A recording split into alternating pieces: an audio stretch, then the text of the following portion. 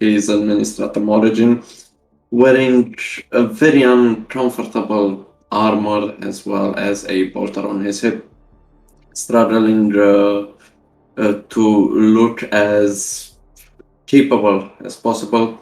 Adam shifts from left to right, trying to make sure that all his gear is in order and on his person.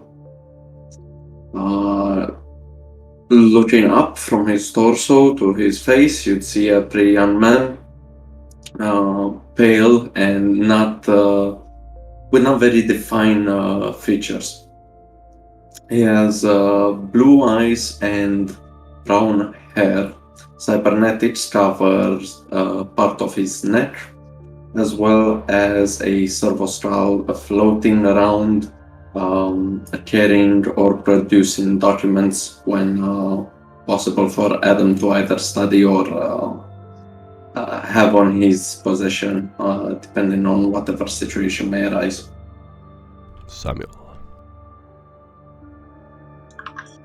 Samuel rises from his bunk, his hat on top of his face. He takes it off and throws it into a corner. It lands perfectly onto a chair. He then heads over to the porthole and looks outward toward the beautiful planet, almost as though it were a pleasure world if not for the warp. He then takes off his vest, his black vest, and places it into the armoire. Instead, putting on a layer of armor, as well as his characteristic yellow trench coat. I suppose it's time. His blue eyes look out once more before heading toward the bow, and he takes a couple of heavy steps and heads that way. Wonderful. And Commissioner Reichert.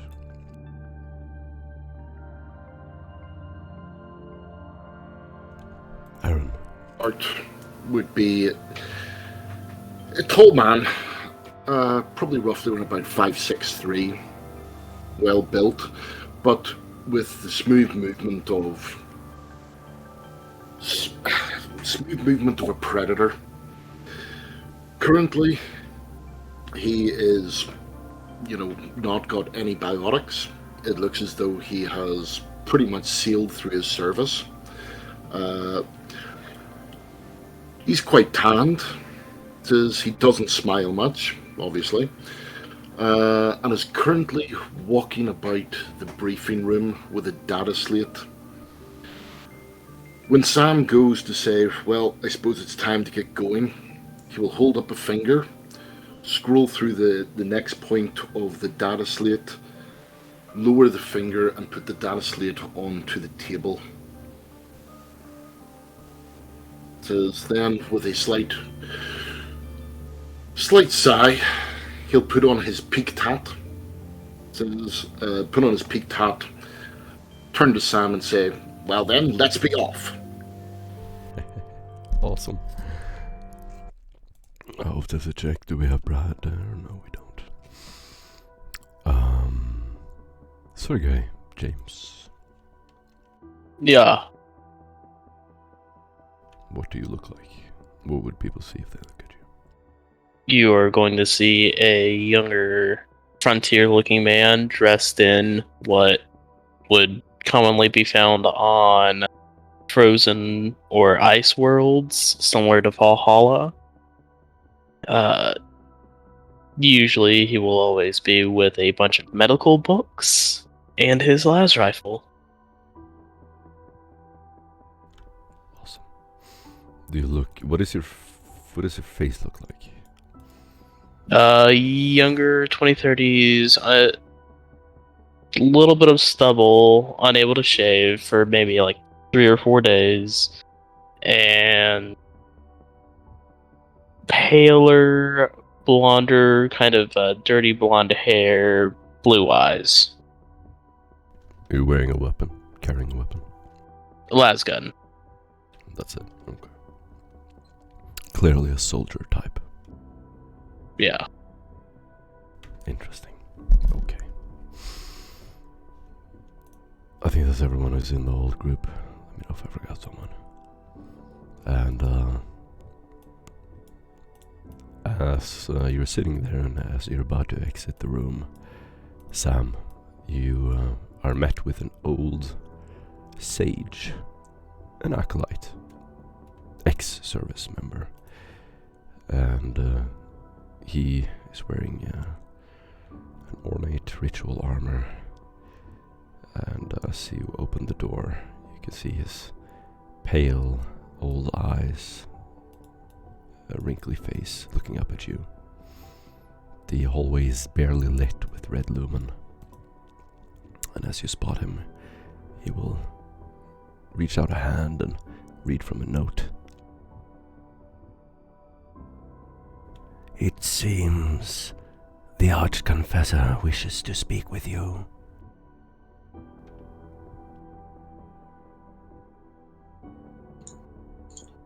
In which room would the Archconfessor be? On the bridge, my lord. I give him a quick nod of the head, and I realize that I've left my hat back in my bunk. I'm going to quickly double time it back, and then equally make a hasted effort toward the bridge. Awesome. I'm assuming everyone follows him. And you're going to jump straight there.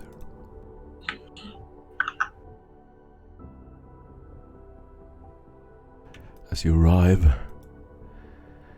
you can see the whole group gathered around a battle map of sorts.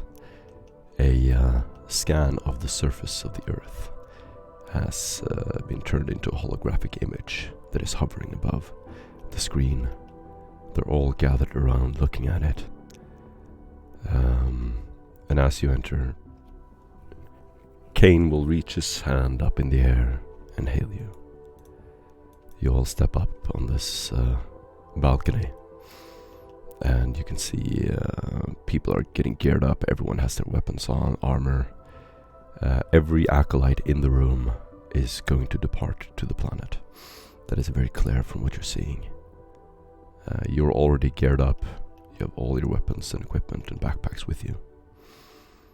As you stand in the room, Kane will slowly sort of walk around.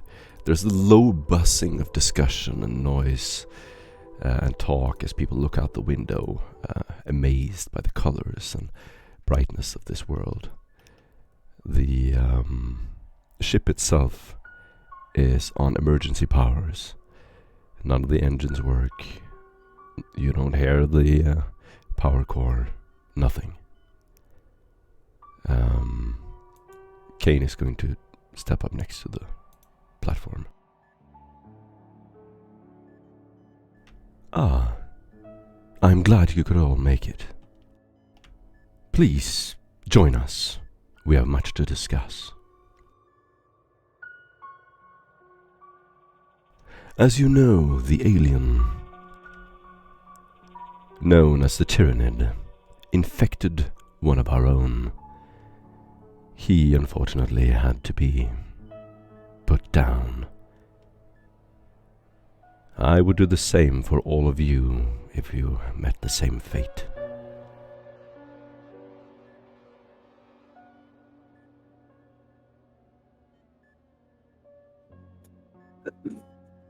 Then sheepishly, Adam will say, "Thank you, Archconfessor," and then look a bit confused to the left, I think. He inspects your reaction closely. You step into the room. You are free to do whatever you want. I'm gonna leave it up to you. We're in a role-playing scene now. So, go ahead.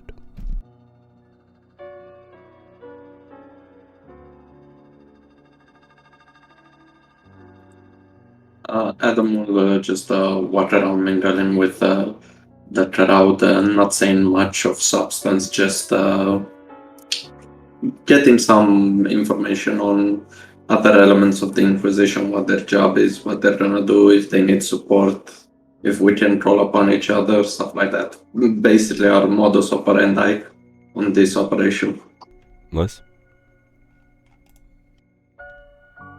You can make a inquiry test. General chit chat.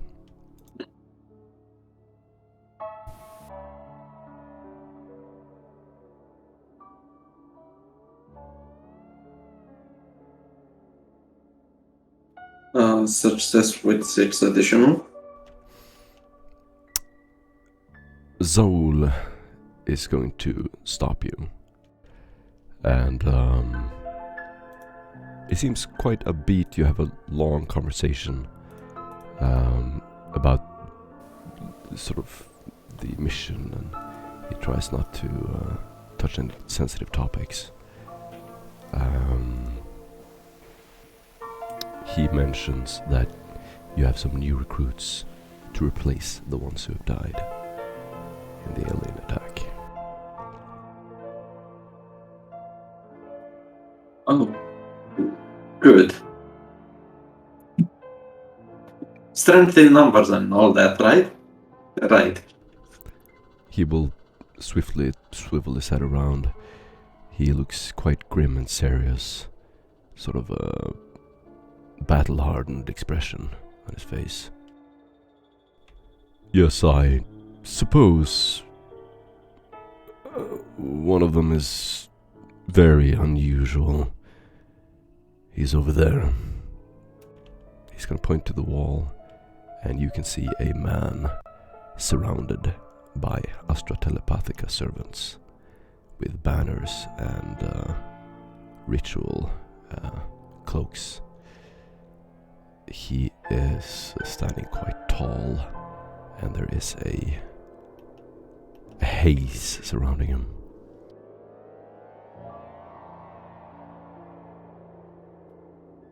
Oh, I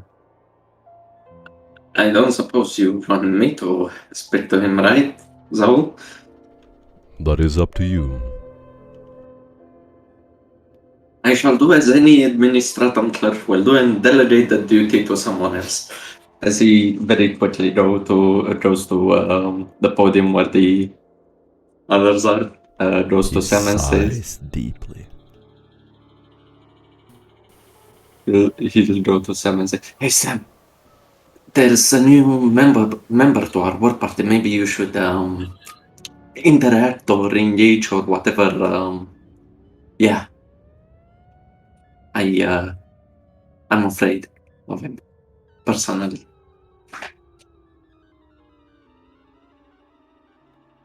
Naturally, and as you should. Whom is it who you spoke to with such great fear? Well, Saul pointed the gentleman to my right, behind my right shoulder. I do not want to point because that would be improper and maybe something bad will happen. But you know,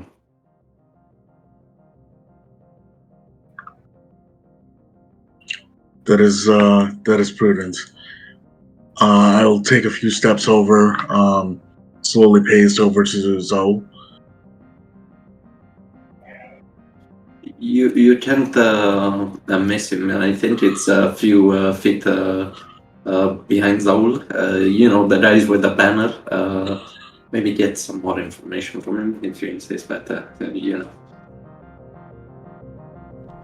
Saul will stop you. It is good to see you again, Samuel. I assume you have heard the entire story of what happened to the Inquisitor. Naturally, but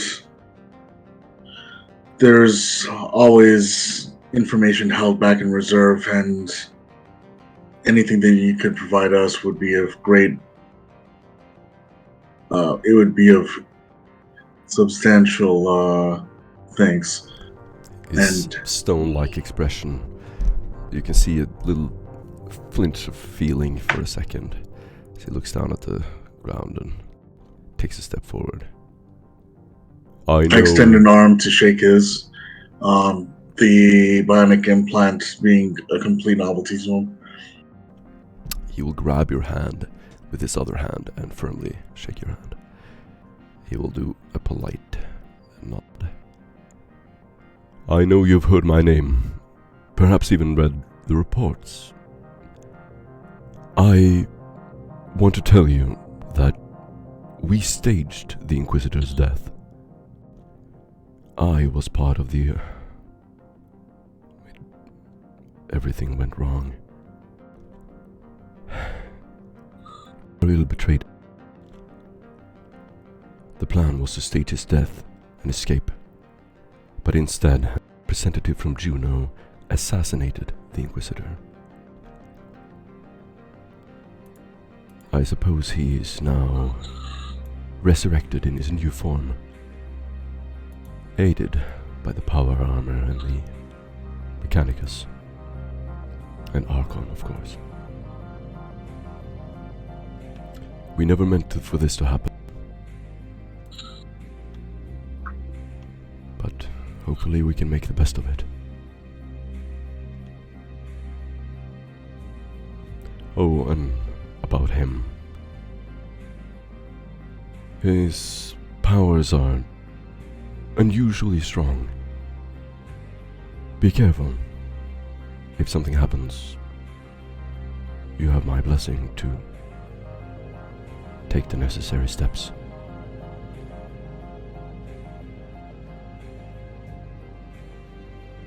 Of course, let's hope that it does not come to this. Hopefully he will be an ally against the Navigator houses. Our theory and hope is that his immense powers will be unmatched, even by them. Do you believe that is possible? I believe For he will his- form a shield, a protective barrier. Perhaps his signature alone will ward them off.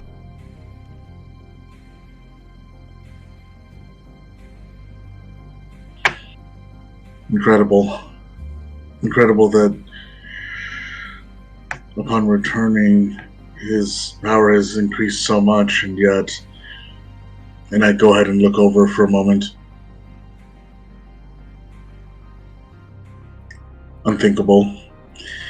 In any case, had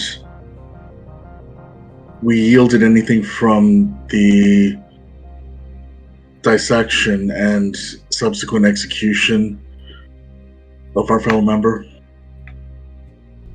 Yes.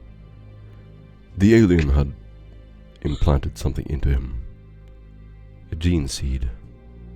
It seems they impregnate their victims. If we didn't kill him, he would have given birth. He looks uncomfortable and kind of squirms as he says that. Given... created another one of those spawns. And it would in part implant someone else. And the cycle continues. They connect to the neural network and control your mind, even your thoughts. You would be helpless, and in time you would turn into one of them. Death is a release.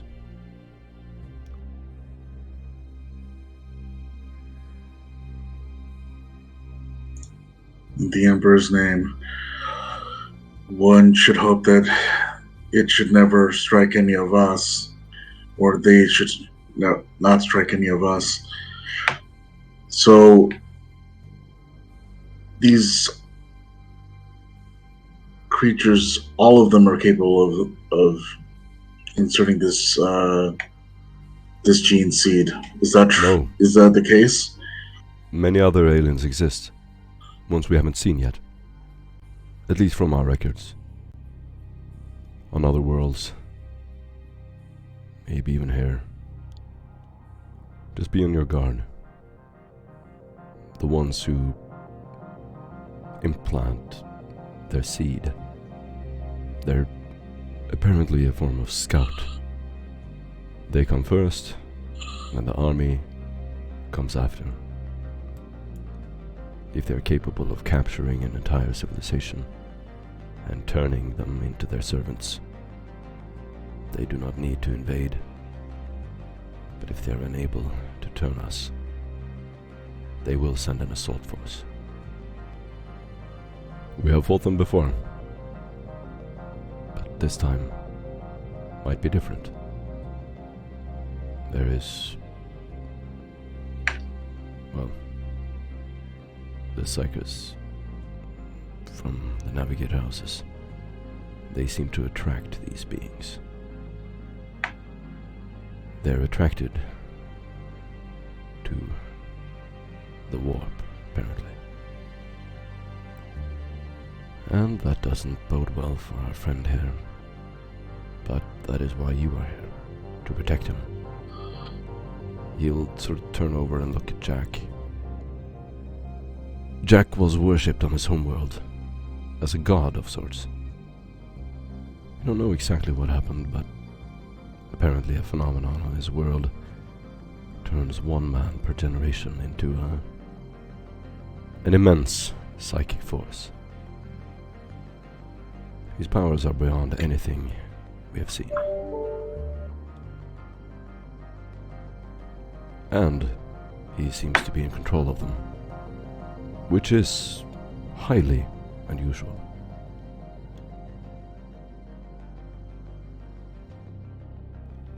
He'll say all this so that you don't hear him, Jack.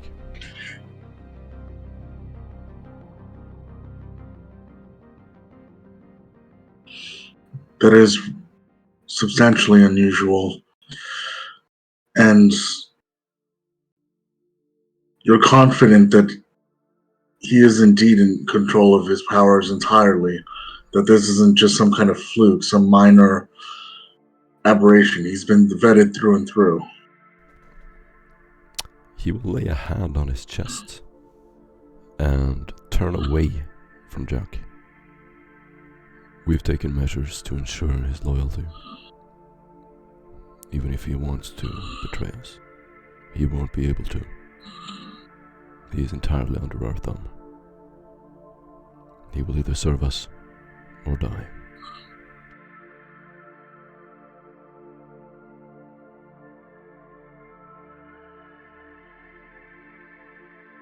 Very Definitely good. his facial expression Then- that he genuinely means this.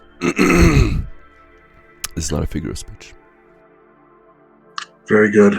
Then I will take him under my wing, and I will see to it that he's thoroughly tested in One the more Emperor's thing. name. Yes. The warfield has disabled our technology, all of our engines. You will have to glide to the planet. I hope you have a proficient pilot.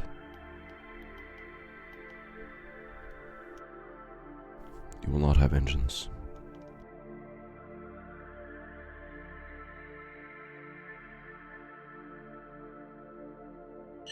If that is the case, I cannot speak for myself, or I cannot claim to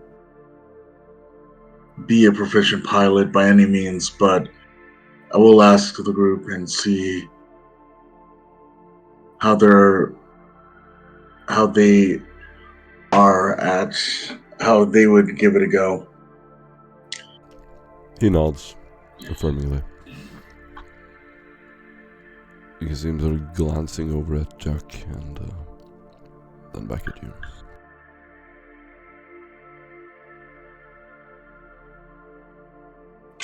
I walk over toward Jack.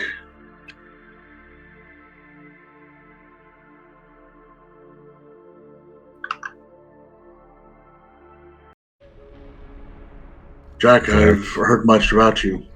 Excellent. You get an inspiration point, Sam. Jack, What do you look like?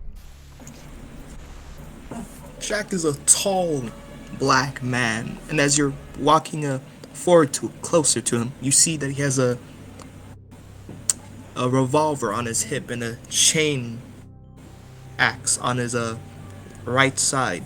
He also has a staff that looks like it has something special on top of it. And as you look closer into his eyes, you can see that he has deep blue eyes with black spots in them.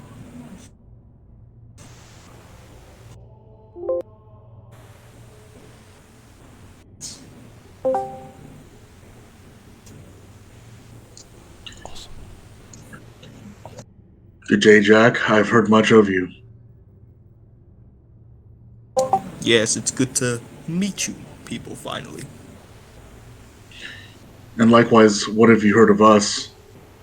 That you're the Inquisition, and you're on a special mission here. So reputation does not precede us, I suppose. No, I've never heard. You. You are a rather wild one, it seems. Really, I'm pretty normal by my standards. But to be so briefly knowledgeable of our presence, of our reputation, is saying quite a bit in and of itself. Well, I am quite trusted in terms.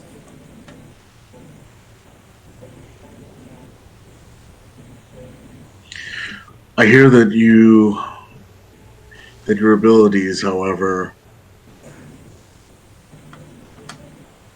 if you could muster a demonstration of some sort. Yes. One of the Astra Telepathica surrounding you will turn around. He has some kind of jewelry hanging over his eyebrows, a cloak with a hood, and he will turn around. You can see his eyes are ruined. He's blind. He will look to you, Jack, and say, I believe that is unwise, sir. Not here. Are his powers so potent as to cause havoc even? Or As if he is sees he you. simply not in control? You can see his eyes are just white. They look like pool balls. Completely white, and he turns to you, and you can see them sort of turning around. He's obviously blind, but he's looking in your direction. He could tear a hole in the fabric of reality with his mind alone and destroy the entire ship. Now, don't overblow it. I could show him a small demonstration. If not for our control. As he looks back and interrupts you, Jack.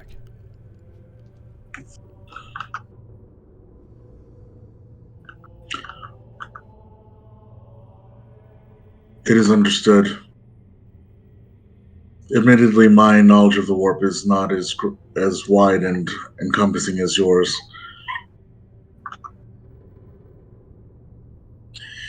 But we'll have to make do on trust alone. Jack, if you'll join us, and I'm going to gesture with my eyes toward the rest of the group. Yeah, Jack holds out his hand to shake yours. Sam extends a bionic arm toward yours, and I'll squeeze. I'll squeeze very, very hard. Jack sees what you're doing, so he also squeezes as hard as he can back. Good man. And I'll go ahead and lead the way back to the group, back to the warband. Awesome role playing, yeah, guys. Damn, dude. You get both of you get an inspiration point. Remember, you can only have one. You can use it to reroll any dice that doesn't deal damage. You can see people putting on their vests, zipping up, putting on backpacks, refractor fields, heavy weapons. There's also a group of about 20 to 30 men in the back. Some of them look like guardsmen, and some of them look like mutants. Huge, giant men, strapping on what looks like these massive miniguns and tower shields and so on.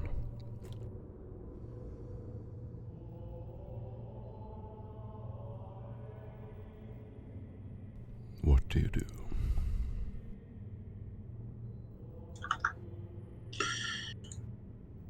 I suppose that you all should get acquainted. Sergey?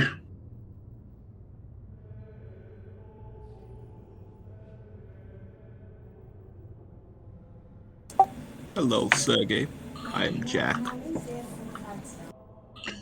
This is exactly. So this is Sergey, Commissar Richard, and our newest recruit, Adam.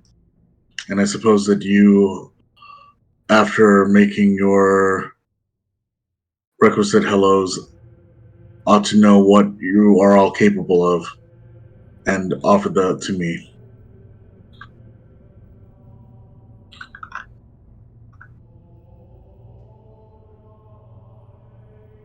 I slowly just eye Sam. And then go back to Jack, raise a hand, and just kind of nod. Jack takes your hand and shakes it without putting any strength into it. You're gonna feel a hand on your wrist, rather, and a firm shake. Yes, he reaffirms the effort. Yeah.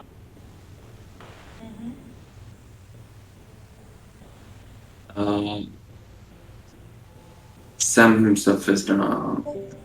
Yeah, Adam himself is gonna wave and in your direction, Jack, but nothing much. He seems to be using the others as a shield between him and you. He waves back.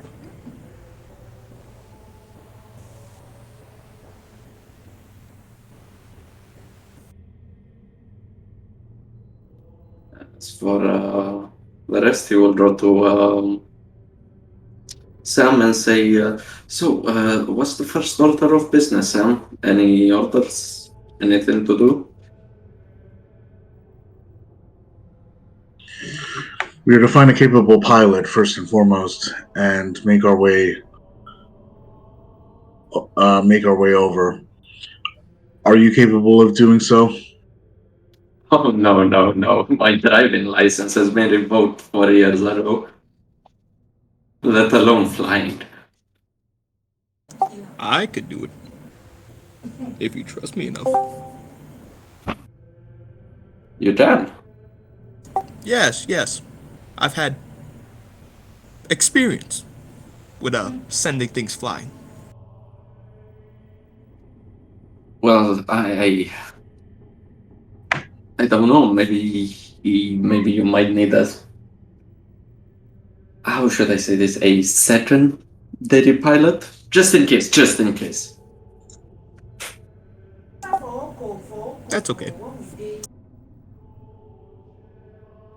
You know, just like the medicos, always a good second opinion, right? Right, guys? Right. Agreed. Commissar, are you capable of this duty?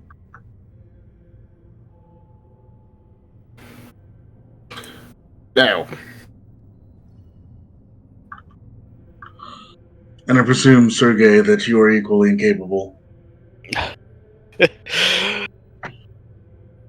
I can cut a person open a little bit. That's about it. Well, without a capable pilot, the most that you'll be able to cut open is one of us, and I don't aim for that to be in the plans here. In lieu of anybody else, I suppose we'll have to make do.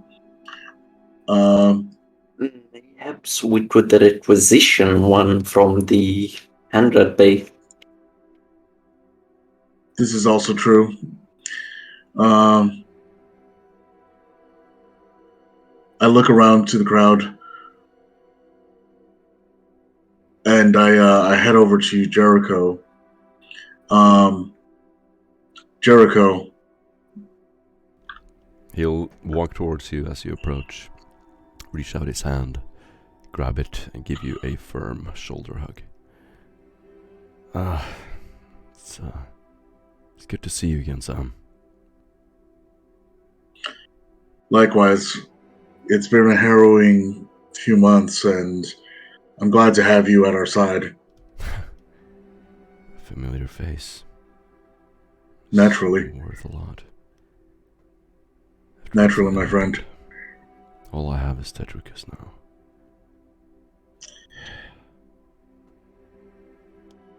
He looks over and you can see a towering Ogren sort of turn over his shoulder as he's laughing. And what is this one's name again? Who, Tetricus? The Ogren's name is Tetricus?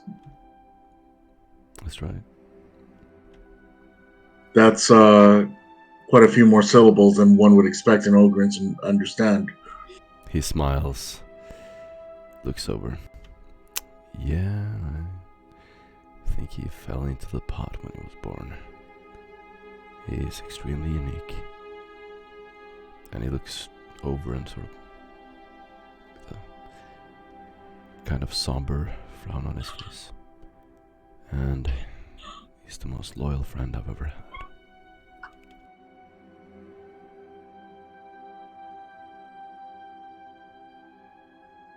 But I overheard your little conversation, and I'm sorry, I can't help you. Not this time. I'm leading the other group. We'll meet up on the planet, but I can't be on your ship. Not now. of course, you must do as you must. I'm sorry. Nevertheless, it would have been good to have someone at the wheel who I could trust. He nods, takes a deep breath. I'll see if I can find someone. I'll leave it to you then. He sort of wades through the crowd.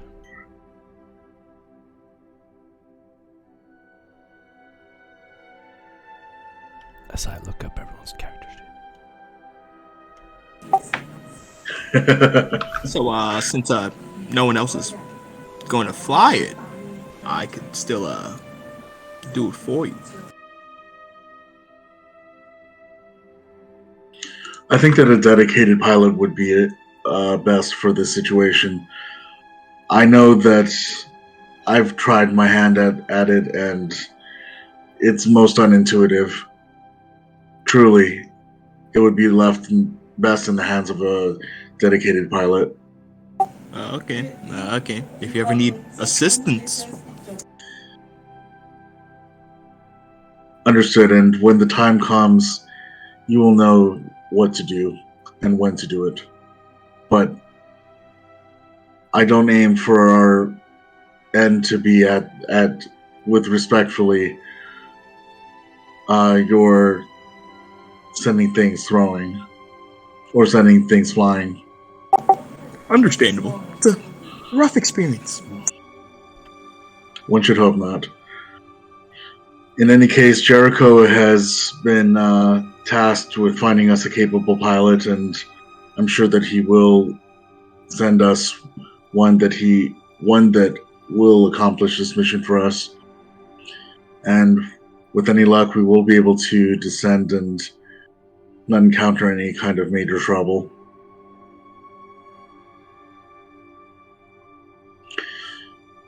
Is everybody ready? Isn't this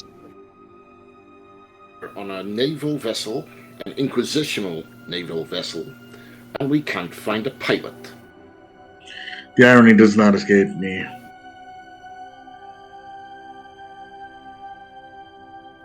This Yeah. is a great start. I have all my things packed already, just in case. So I'm good to go. I need to get my special thing that just finished charging. I'm sure Adam would be willing to help you. Do I need Do it. to? No, I can do it by myself if he's not willing. Thank I'm you. sure he's willing. I just remembered I forgot something. In the opposite direction.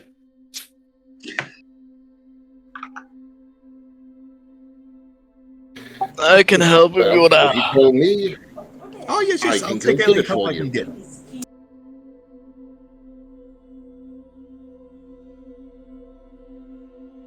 I could use some medical supplies. Oh, And I maybe shall some help explosives. I shall help Adam pick up his missing possessions.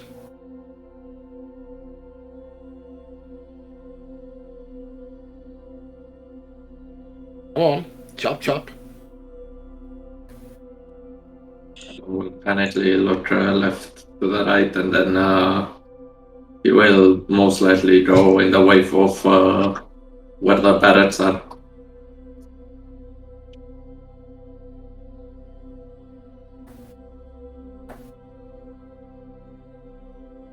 And I go back to my room to go get my refractor shield. Nice. Very good. Before you leave, I will tell everybody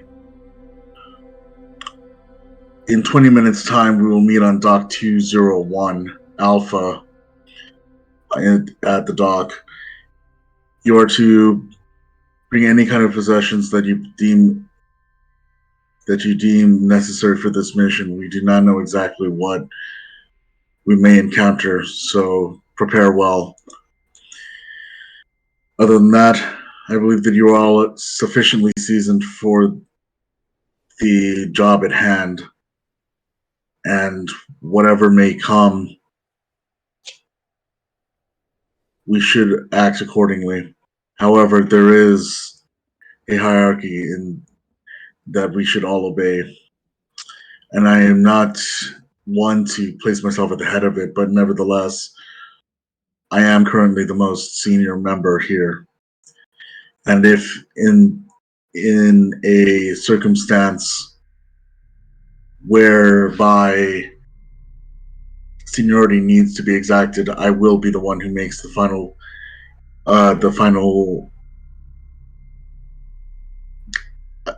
decision. Understood?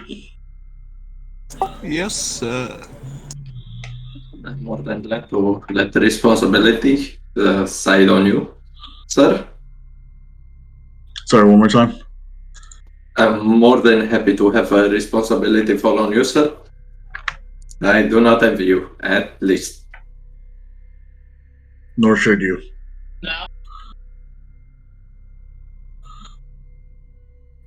What was that, Sergey? I heard you pipe up, and yet no words exited your mouth.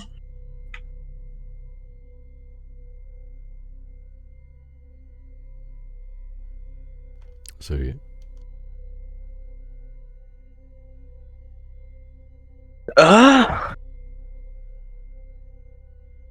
Hmm? Yeah, I think I'm gonna go requisition, air quotes, any medical supplies I can find, because I believe that I got what was left of the med pack last session, but I don't think I got all of it. All good. You got a med pack. Yay. Alright, As long as you can do it inside of 20 minutes. You're in a role-playing scene. Go. What do you reply, Sergey?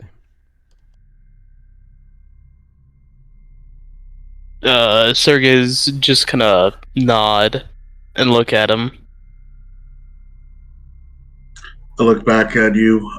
20 minutes. He nods and heads out. Likewise, Sam's going to head back toward his quarters, make sure that everything is in order in his pack. Everything is in its proper place. Combat tool nestled just right. And with that, he sees that there's still a few minutes left on his chrono. And I'm going to muster a quick shave before I head toward the dock. Nice. I go equip my refractor shield, and I see I have like 10 minutes left, and I start looking into the warp to pass time. Kind of hazardous way to pass time. As we approach the what do you call barracks, Cord is going to turn to Adam and say, "Well, what are we looking for?" My lucky quill. Or what? My lucky quill.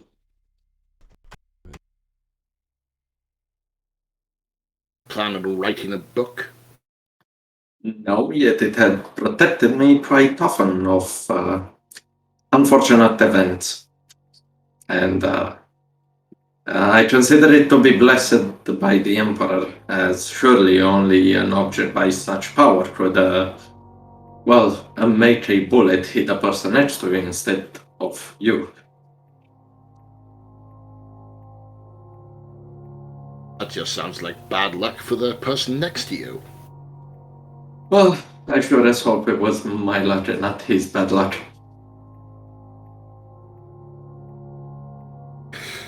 Well, let's find the quill. Actually, after a bit of rummaging in a footlocker, you would open it up and you'd see this white feather with a metal tip that it's inside of it. He would quickly unpack a pouch on his chest and place it there as the feather slightly pops out of the pouch.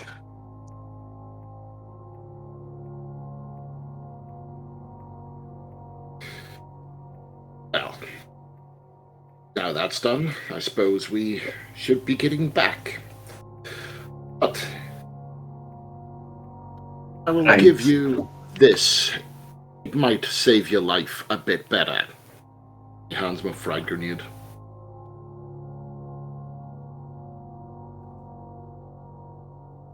It will work. It will work. Just pull the pin and throw it, right? Yes, preferably at the enemy. I forgot that step. Also, I heard you speaking to Sam when you were talking about the Psyker. I mean, I didn't know he's outsider, but I know he's bad business, you know. You expressed fear. Yeah. There's no room for fear. I know, but with all due respect, sir, I spent all of my career on the back lines. I'm really not supposed to be this close to the action, as it were. You are here for a reason. Inquisitor has seen something in you.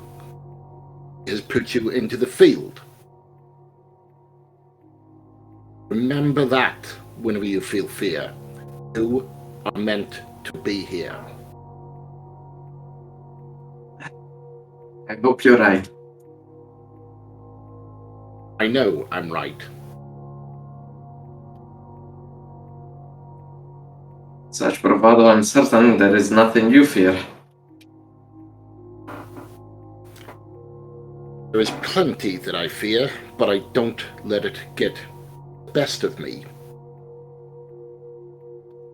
The will in the Emperor, your faith in the Emperor, and the faith in your comrades will get you through. Understand? Try my best.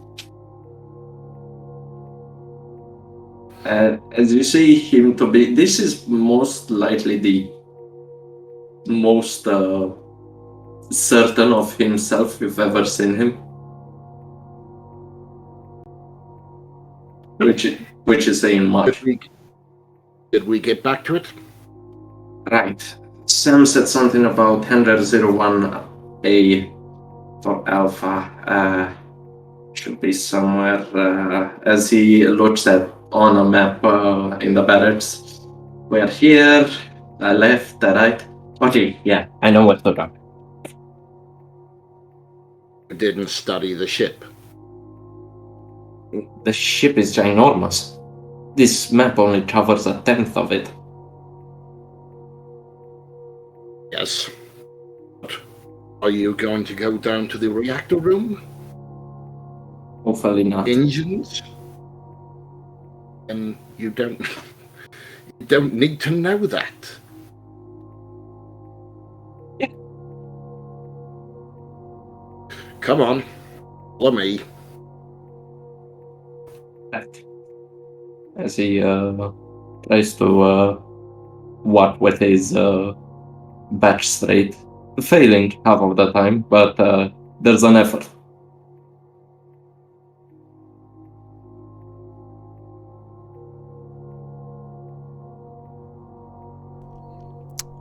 Alright, what do you want to do, everyone? Sam will arrive first at the dock, pack in hand. He's going to drop it and just wait for the others to arrive.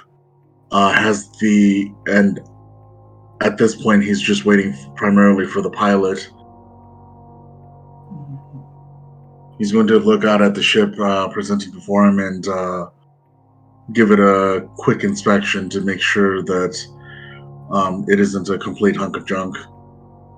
Oh no, you have been given a beautiful modern ship. Quite large as well.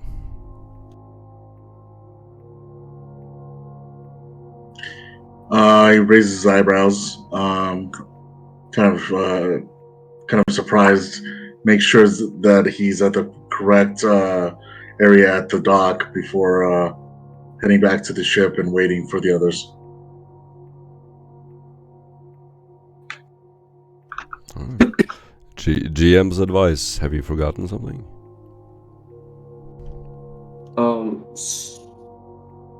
Soon enough, both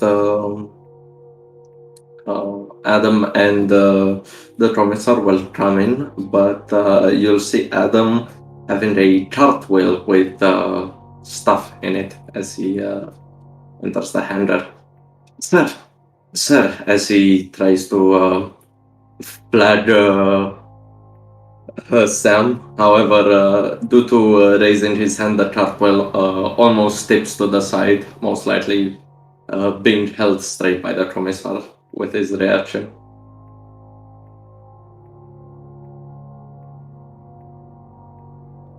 Two hands. Right. My apologies. Sam, I've been thinking, right? You know how we're going on a, what's most likely a planet which we know nothing about its biosphere, correct? Correct. I blackmailed the cook for him to give us some rations. That would be prudent.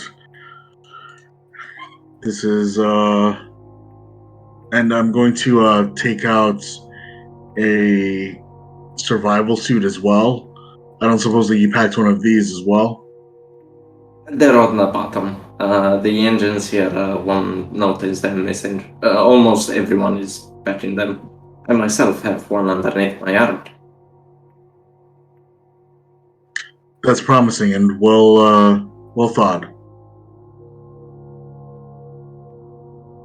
Is the ship not How- stocked? It is. How but- many? How many rations do we have per person?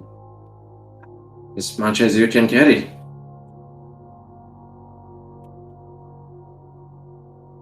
I say Very again, is the ship not stocked?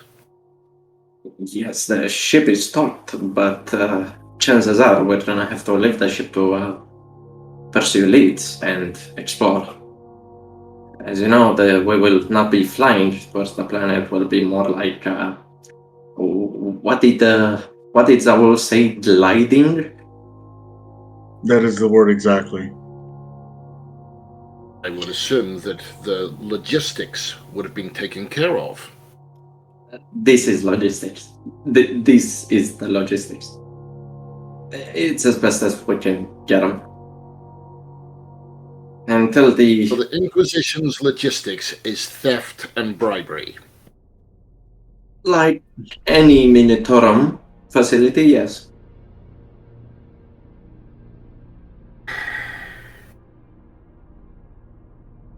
You were in the dark, had right? higher. I mean, Yes. are you really that surprised? We are a shadowy organization, after all. Say I was in the guard. I was. And theft was punishable by death. You are no longer in the guard, and if I'm well and as aware of speaking that as now. and speaking as a member of the Administratum, even though things have their rules and every action has its form, believe me, there are ways to grease the wheels in order to get what you want done. And at the end of the day, that is what is required. Well then, Adam, I would request that you give me a survival suit then. Sure, he gives you like 8 ration pads to hold on to, and then pulls from the bottom of the craft wheel a suit, and it's obviously too small for you. Throws it to the side and gives you a bigger one. I didn't get all of your measurements, so I took some spares. Certainly, the acolytes that followed us also may have forgotten, so I'll pile them up eventually in some place. It seems. If not, we can use it for It patches, I suppose. seems that the eye. Sergey's just staring at this as he walks in. It seems. Just gonna go out of my way and just follow behind where the commissar is looking towards the ship. It seems as though. Did you get everything you need, Sergey? Of course. Oh, we stopped. It seems. It seems as though. What about our gentleman, Jack? It seems as though. Yes, where's Jack? We've got, and he looks down at his chrono. It seems. We're T minus as though. 130. As you say that, Jack walks in looking lighter now, with a Rosarius on his chest. It seems. Jack, put this on, as he throws you at a distance an environmental suit. Jack catches it with his staff and tries to see if it fits him, and it does. So, there were some last down abundant, I'll say. They don't all need last charger, so here's a battery for everyone that has a suit. Keep in mind, it lasts 3 days, so use them sparingly. Thank you, Kavi. Adam, don't worry. So, any sign of our pilot, or are we just gonna open the doors and point towards the planet? I can assist you with that. I think he's already in his cockpit. And there's a figure. Well, I presume the cockpit is. It's the front, right? Yeah, there.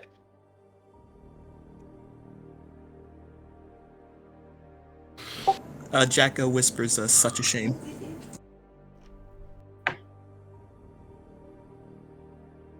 So I'm going to go ahead and get aboard the ship, meet the pilot first and foremost. He's going to kind of stand up in the cramped quarters. The ship is And, completely empty. Jericho. I'm gonna drop my pack and then head back out. It seems that our friend Jericho may have dropped the ball on this one. I'm going to speak in... Point the ship at the planet and let gravity do the rest. Never so simple. Jacka starts to have a smile appear on his face. Was a joke. And then the God Emperor. I thought you were serious there for a second. You have a dry wit, and I appreciate that. However, we genuinely do need a capable pilot here. We don't want to suddenly veer off course and then crash into nothingness. I'm going to speak into the box and see if I can't find Jericho. After a while, you find the right frequency, and you'll hear sort of a tired voice. Hey Sam. I thought you left already. We would have left 2 minutes and 30 seconds ago, save for the pilot whom you had mentioned you would be able to find for us. Oh? I didn't hear anything from the others. I just assumed you'd... Well, it is brave of you to go alone. You're severely undermanned, but that's up to you, I guess. Kind of groans as he gets out of his bed. I'll send someone over to you. There's some new intel. We'll learn some more about the planet. What are you privy to? I can't say. You should be there in about a half an hour. Let's see if we can't make it 15. We have to double time it. Aye. Over and out. You can hear him opening a door, and that's the end. Do you guys want to do anything in that time? No? Okay. How long would it take to get to the planet, or do we just not know? You're not sure. You've never driven without engines before. I'll just start Squire scene. It takes 3 hours, so if it takes that long, I'll be able to see stuff. Yep. Alrighty. After Inside about 15 minutes, you will see Archon, an older tech priest. You will wobble out on the platform. This is your senior advisor. He puts you in, sort of organizes Sumakri and the rest of the Mechanicus. You can see him walking along with another tech priest. After a while, he will walk out on the platform. He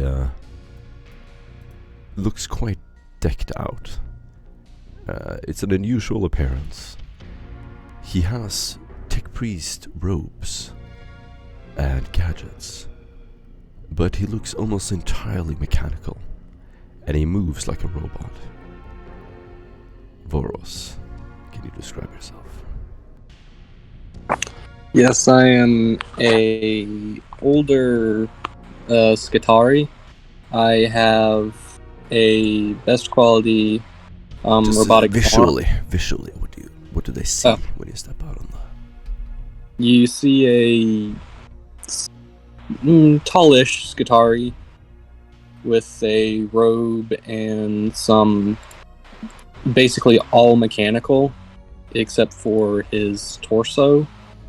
You see like a metal face with robotic arms, robotic legs, and a crimson cloak with a sword in one of his hands and what seems to be a little compartment in the other. Walk out.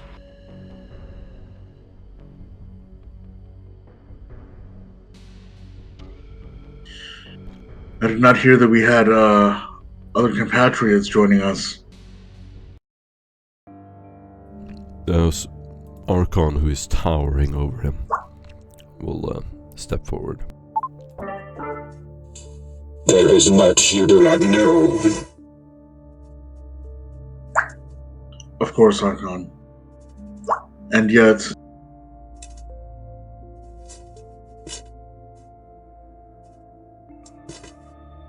are we to take this babe amongst us? He will find that he is quite capable.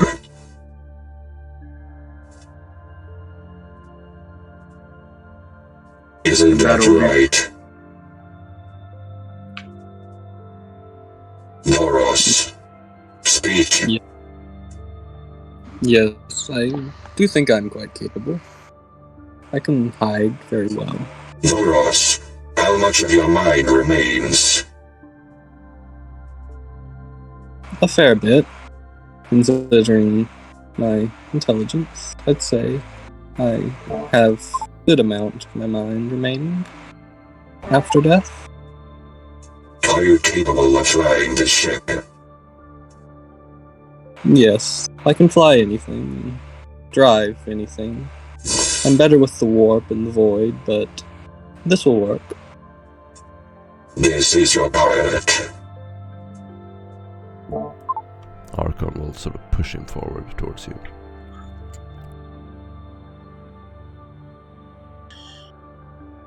What is the model of this ship? He will say the model is an intricate long number. It has been custom fitted, and it is larger than your previous ship. Better equipped as well. Obviously less armor. Good enough for me. Boros, and I'm gonna extend an arm. Don't get us killed out there.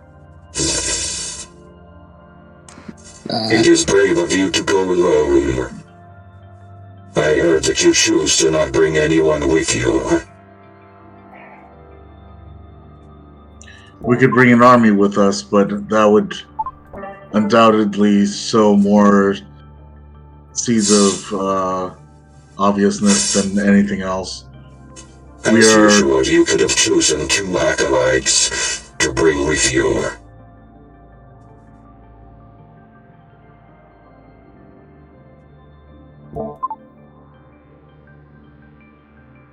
This too is a possibility. It is I will standard speak with procedure. I'm going to step back and I'm going to speak to the commissar. Richard, Yes. I believe that our numbers are sufficient, but as the Archon had said, we can take on 2 more, or rather, it is standard procedure to take on 2 more. But I believe that this may bloat our numbers. Do you think that such a thing is necessary, in your experience? In my experience, it's always best to have more than less. It's better to have a big stick and not need it than to need a stick and not have it. Expression point. Then I leave you to it. Find 2 more suitable for us, and double time it. With all due respect, who said that you wanted command? You have been here longer. You know them. And yet delegation is part of this task. Do you not disagree? Or do you not agree? If that is what you wish, then that is what you wish. I do not know their skill sets. I imagine the Sister of Battle is good in battle. I imagine the pilot, even though he is tardy and probably drunk, is good for flying. Rest, don't know. Then find us find us two who will be able to cover all bases here. I believe that somebody who is well-rounded would be best suited for this task, given that we do not know exactly what is out there. We do not need. It does not seem like we are in great need of specialists further than that which we already have. As you wish.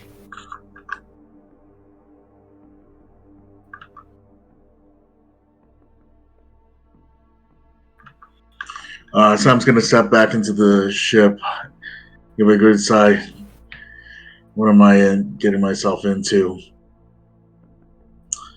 Adam, Yes, sir. are you ready? Ready as I'll ever be.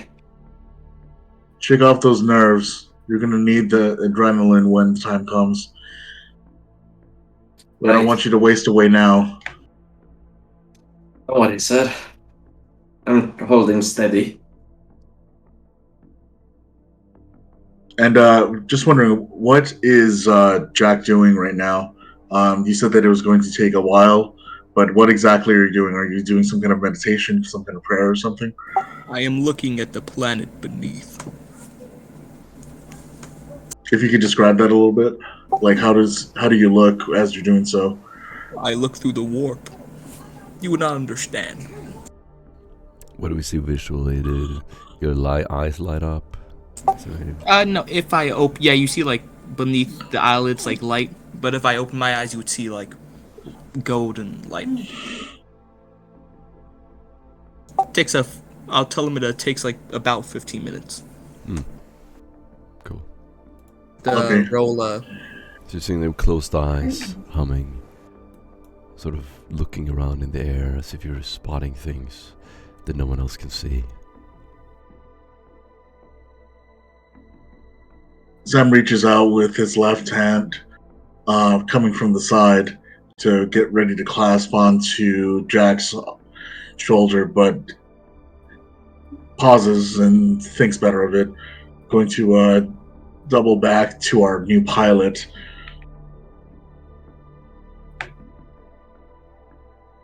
And you.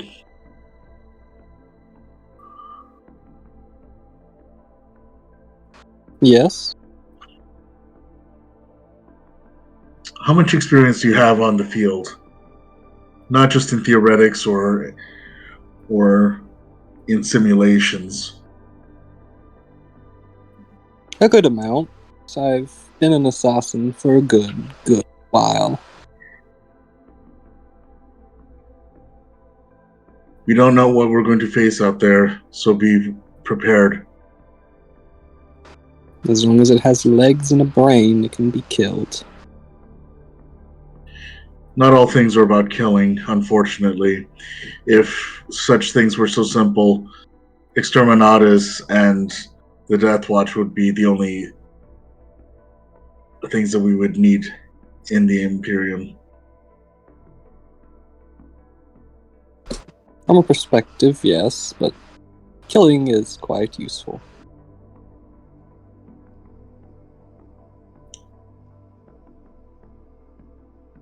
Very good.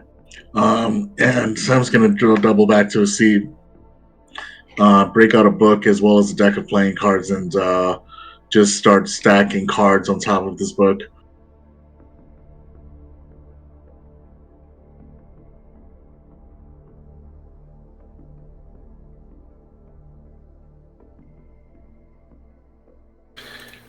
Okay.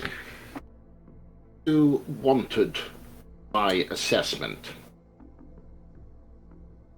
After having a look at what we have, I would probably suggest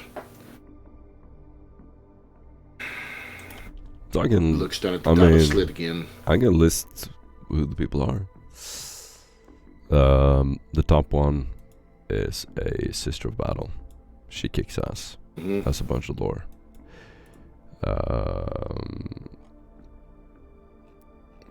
Next up is Hector. He's an interrogator. He is an expert at interrogations, commanding troops, and he's kind of a Swiss Army knife. You have Somakri, tech priest, expert with everything mechanical, repairing your ship, repairing radios, keeping Vox channels up. He has been with you on previous missions. He always keeps everything squeaky clean. Zol is a kind of a jack of all trades, extremely proficient in combat. He has every kind of skill, and is kind of a breacher. He just kicks ass. Tetricus is a walking tank. He's a heavy power armor. A bunch of imbalanced bullshit. He is super OP. And finally have a stormtrooper. Which they're of course pretty badass too. You can choose to talk with you. I would say we should have first Hector. And secondly, I will leave it up to you. We should have Zawul Lorelin.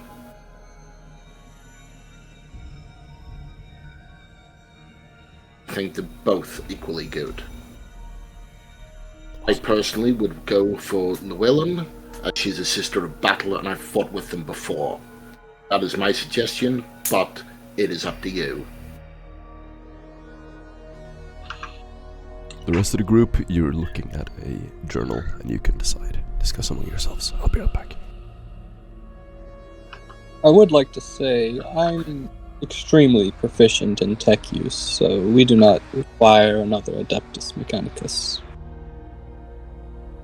I would say, as the planet has been in the warp for an extended period of time, that someone who can boost our faith would be useful. Agreed on both counts. I don't want you talking in that techno babble the entire ride down, and equally, I believe that somebody who is capable of doing so, Richard, would be most prudent.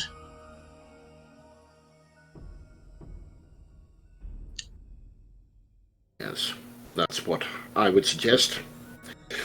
I would go for the Sister of Battle, because there is a high possibility this place is tainted. Yeah, she's pretty good at vanquishing any kind of corrupt bullshit.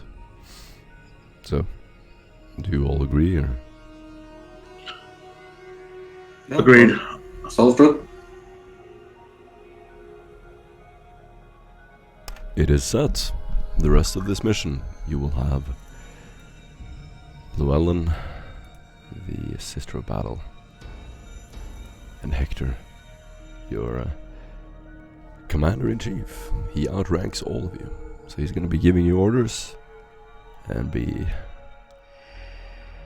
commanding the troops. Nice, we unlocked this difficulty. Yes. You ain't gonna solve none of the investigations for Shit. That's for damn sure. Alright. So, as you step on the ship with Llewellyn and Hector, Hector kind of approaches the ship, and whoever is standing there to meet him, who would that be? I'll be standing there. I'd say probably me, because I'm the pilot. Both of you. And Hector is a tall A stout, serious-looking man. He has a military gait as he walks firmly across the platform. He has advanced cybernetic voice implants and is wearing armored overalls with metal plates covering vulnerable areas. He has intense blue eyes and slick back blonde hair. He has a slight maniacal grin as he approaches. So, you're the ones I'm going to whip into shape. Good. Where is the commissar?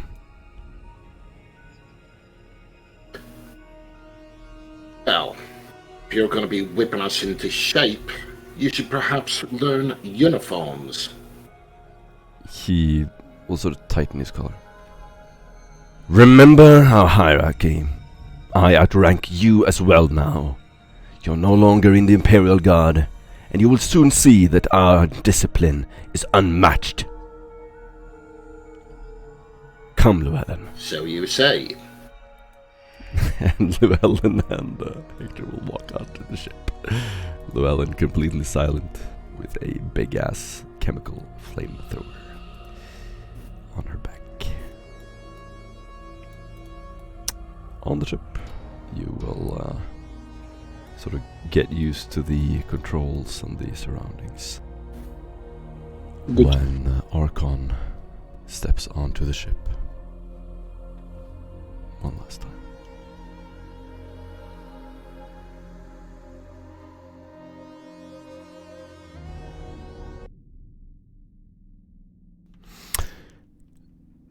Archon is a very advanced looking tech priest. He will step onto the ship and inspect the entrance and the lumen and see to it that everything is acceptable, and walk over to you, Volos.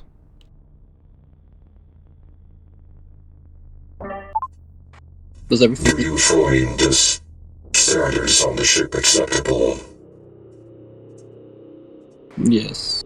It looks decent enough. Good.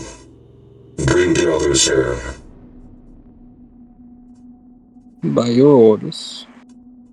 When I go and scurry off to find the others.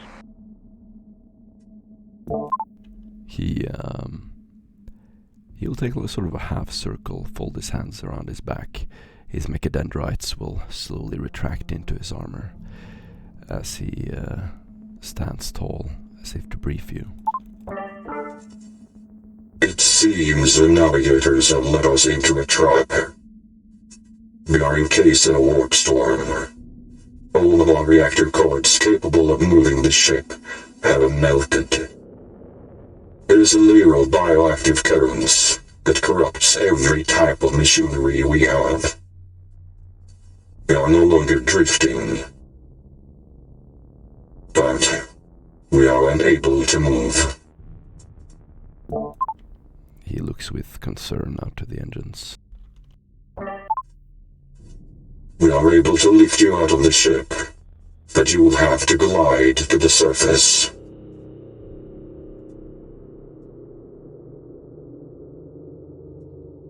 Challenge. I can make it do. I wish you luck. The storm that surrounds the planet is not from the planet surface itself. Most devices are still operational.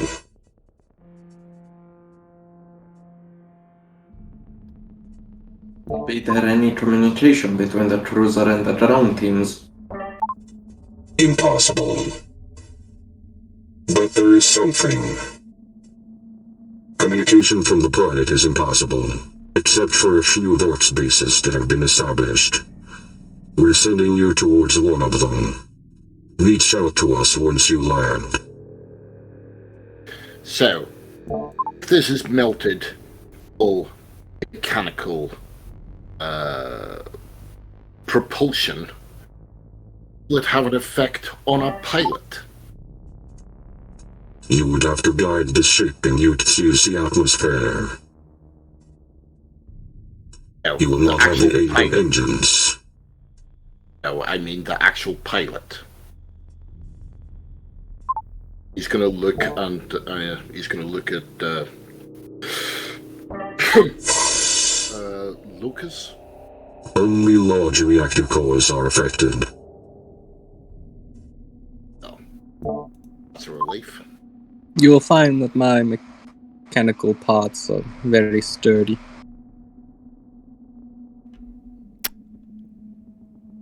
If none of you speak up, Hector will sort of take a step forward. Let us not rush to judgment. We will take gliders to the planet's surface and find the truth before the navigators do. He looks around the room for anyone to sort of step up and talk. Sir, has anything turned into the Mados? Does this malignancy that affects the ship, has it anything in common with what other war parties have engaged in with Seric's madness? It is yet unknown. The nature of the warp storm is up to you to uncover. That is why you are being sent to the surface. Very well, ma'am. And Rickard's going to turn around to Hector and say, "Oh, these gliders, how are they flowing? Are they one-manned?" You are sitting in it. This is effectively a glider without engines. Positional thrusters will ensure that we have a trajectory. After making entry, we'll most likely have to use the basic principles of aeronautics. I really hope our pilot is up to snuff.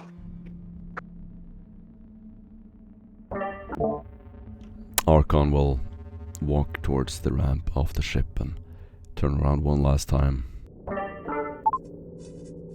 The Arch-Confessor will join you once a base of operation has been established. Hurry.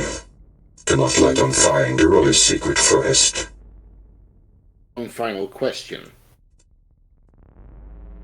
Has accommodations been made to evacuate the Inquisitor? The Inquisitor will join you on the planet. He will personally instruct you on this mission.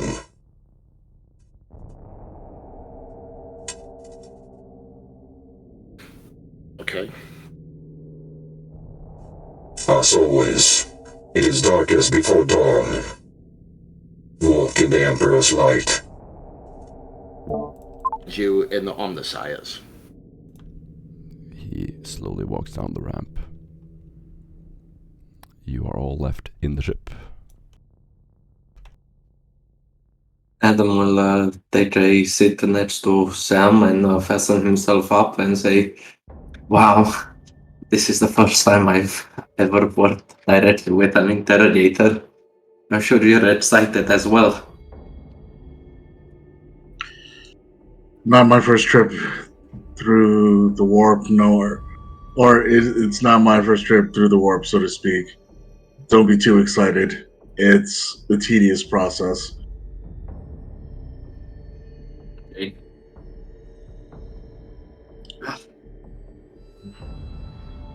A certain one might landfall without issue. One should hope. That one I do not entirely trust, but we must believe in him nonetheless in order to survive. So strap in, get ready, and before we know it, we'll touch down. As soon as you board, you will hear Hector shout commands to the crew. You have a very comfortable lounge to sit in. The accommodations are beyond your wildest imaginations. There's all kinds of drinks and food, amasec, and comfortable beds for all of you. You have a storage room, a communications room, you have a fortified base that is completely isolated, sound isolated, and you have a laboratory / medical bay. All of it has been fitted with the most advanced tools you can imagine to help you succeed on this mission. The Sister of Battle will walk up to the bridge, and you can see her proudly looking out to the bright light as the emergency thrusters begin to lift you out of the ship. I go and familiarize myself with the pilot bay.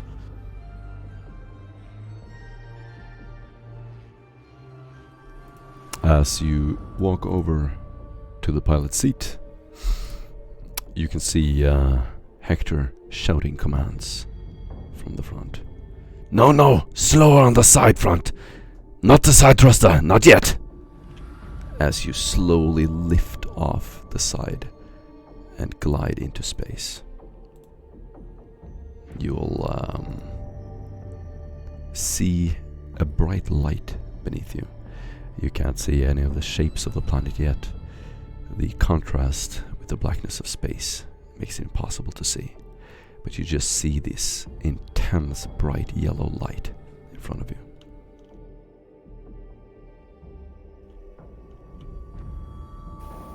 Llewellyn will sort of whisper out, I can feel the power of the warp.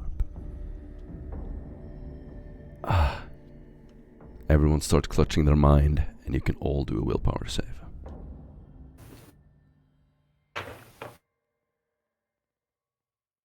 What do I roll for that? Your willpower. The ship is engulfed in this almost like a gel, almost like a cloud with electricity in it as soon as you leave your ship.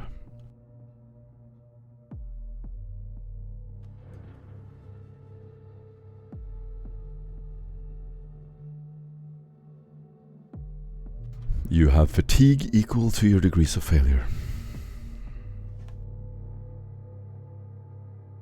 Lasting as long as you're in the warp itself. If you succeed, you have no fatigue. Success with 2. You will slowly glide towards the surface of the planet. And now I'm going to leave it up to you. You're in your room. And go. Samuel, can I have a word?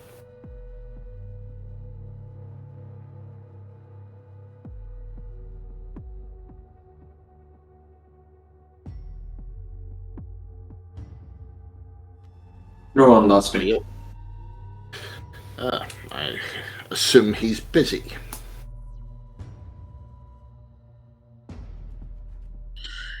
What is it, Richard?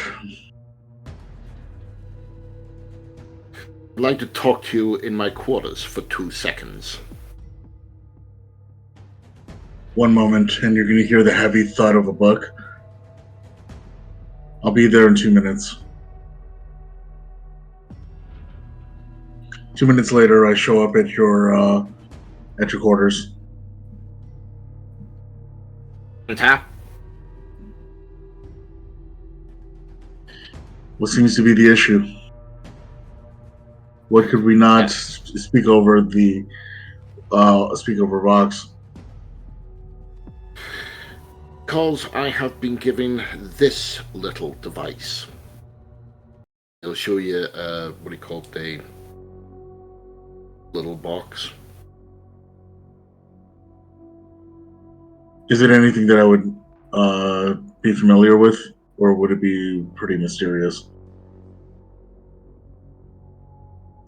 Maybe. And what is this? Don't recognize it. I take a closer look. Would that be anything that I recognize? Some kind of task, maybe? Richard? Or rather, Aaron? If you don't recognize it, you don't recognize it. Okay, little black box. And what would that be exactly? I take a closer look, and I shrug my shoulders. Okay. That's all I wanted to do. And what is it exactly that you are to do? Test me on the riddles of little black boxes? Yes. Why not? You tire me, Richard. And I'm gonna step away, turn around, and head back.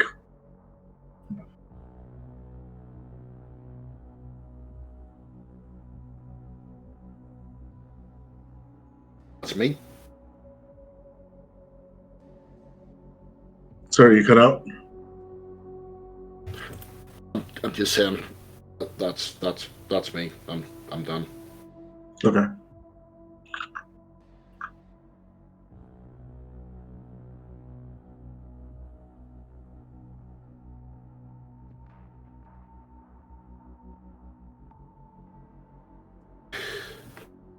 So Rickard's going to go to the main room and just sit in the seat next to the psyker.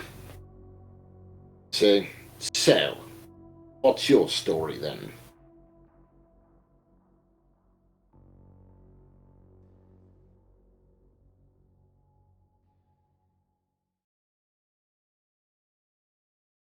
Hello, you're up.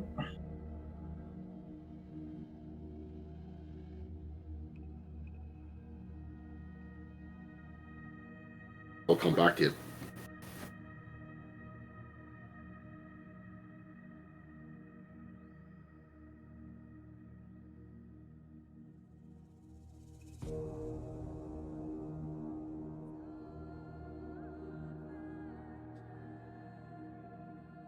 Anyone else?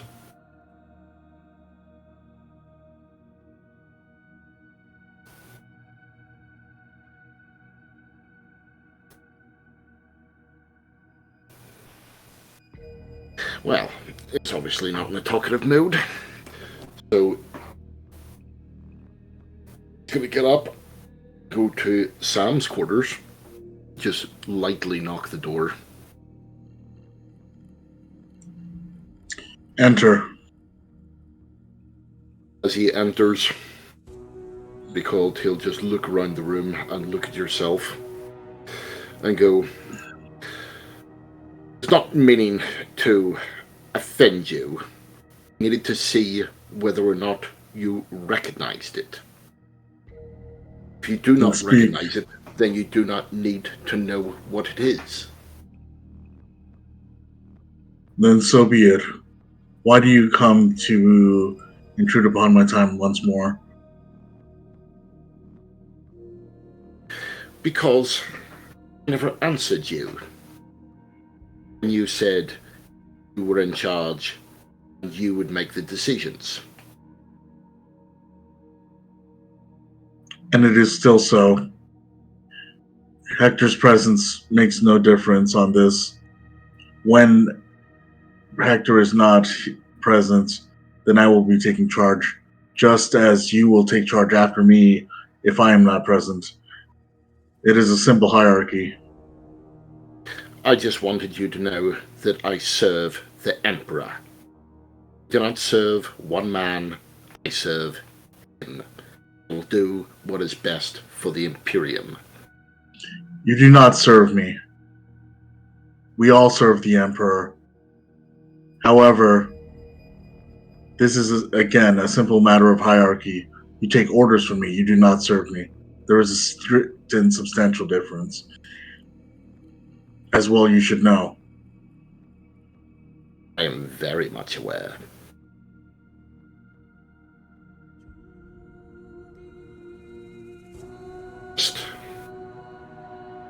Let it be known that it's not the first time I've had to take command from someone who commanded me.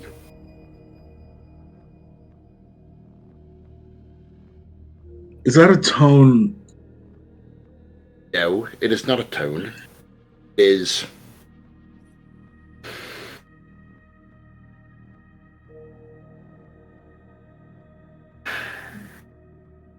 Think of the right words. Hope. It doesn't come to that. Then I pray for the remainder of us that it doesn't come to that. I have read into your records, Commissar, and I do realize what you are capable of. Nevertheless, I believe that you are capable of leading this group needed be.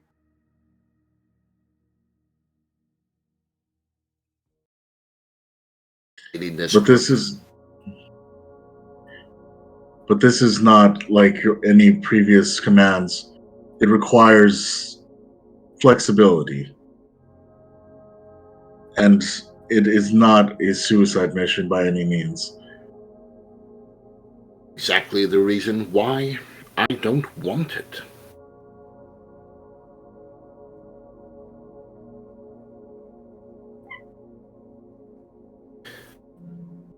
Just do you the courtesy.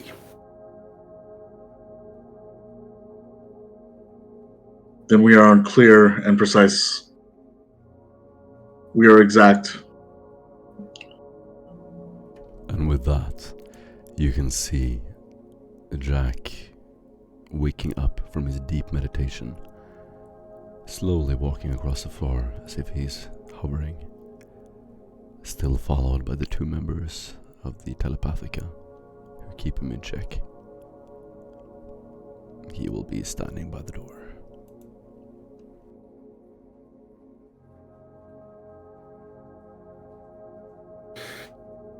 Jack. Someone been eavesdropping?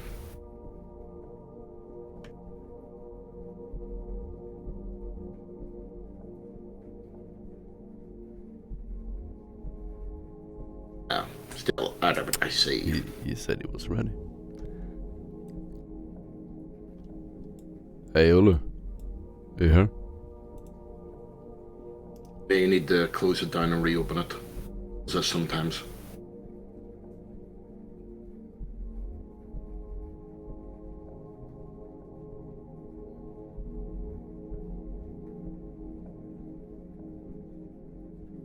We can't hear you. Yeah. Whenever you're actually muting yourself, you're still broadcasting, so you're going to need to close Discord and reopen it. I've never had that issue. What's the thing? It's not letting you use push to talk. Now? Can you hear me now? Yeah, we can. Okay. Yeah.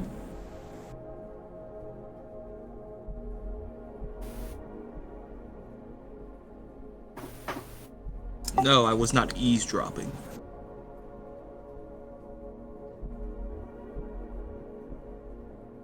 Well, then I'm assuming you're here to see Sam.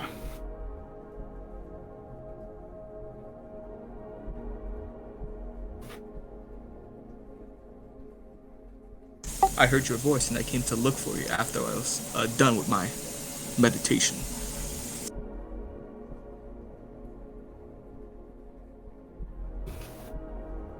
Well, Sam unfortunately wants his sleep, so if we retire somewhere else, I was just looking to find out a bit more about you. Okay, let us go.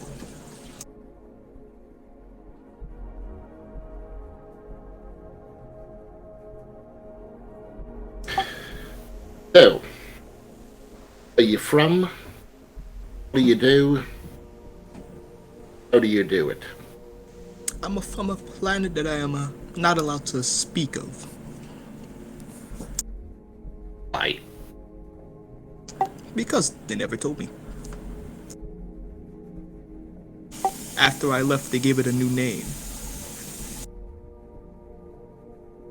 Well, that must be useful for the Ministratum. Yes. For me, not so much.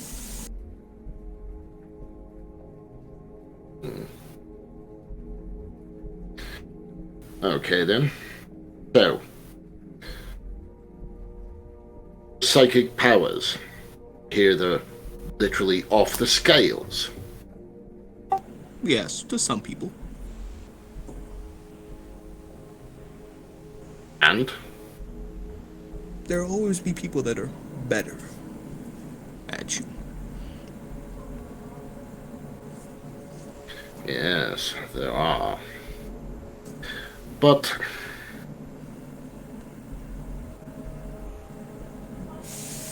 But yes. So, what do you use them for? Use them for navigation? Or combat? For defense? I can use it for combat and defense. Navigation is not my technique.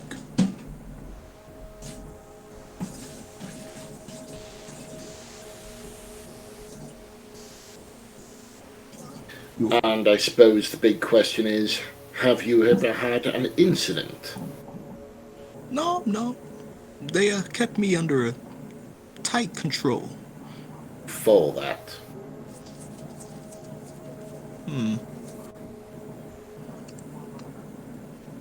I have a... That sounds like a yes. Yes. They only time I've had to use it when they let me. So, when did your powers manifest? When I was born. So, when you were born, all through childhood, before you were found, you never had an incident. No, or at least I don't remember. I think people would have told you.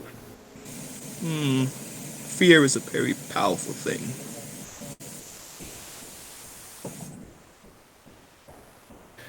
So, what happens if compatriots take your leash off? I don't plan on betraying them. I'm much loyal than some others. I understand my place in the world. I'm not saying that you don't. I'm saying that, unfortunately, you may.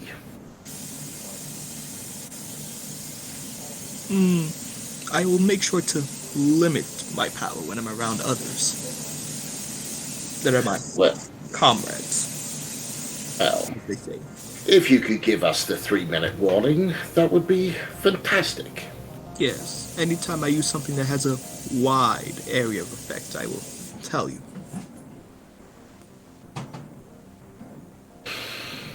Okay. Well, seems to be all I need at the moment. I will let you go about your day. Yes, he goes back to one of the empty rooms and continues, tries to do a scry gaze, whatever it's called. Awesome.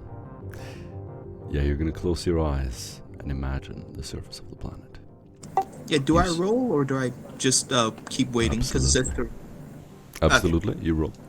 yeah, roll a And it says in your spell what you need to roll. opposing will, if I remember correctly. Pressure is not an opposing test unless you're... I mean, psychic test. So go ahead and roll the test.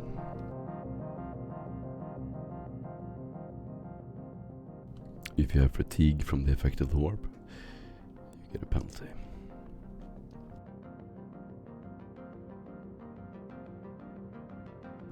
You're sitting all alone on your bunk bed, watching the slow glow of the lumen outside the door, in complete darkness.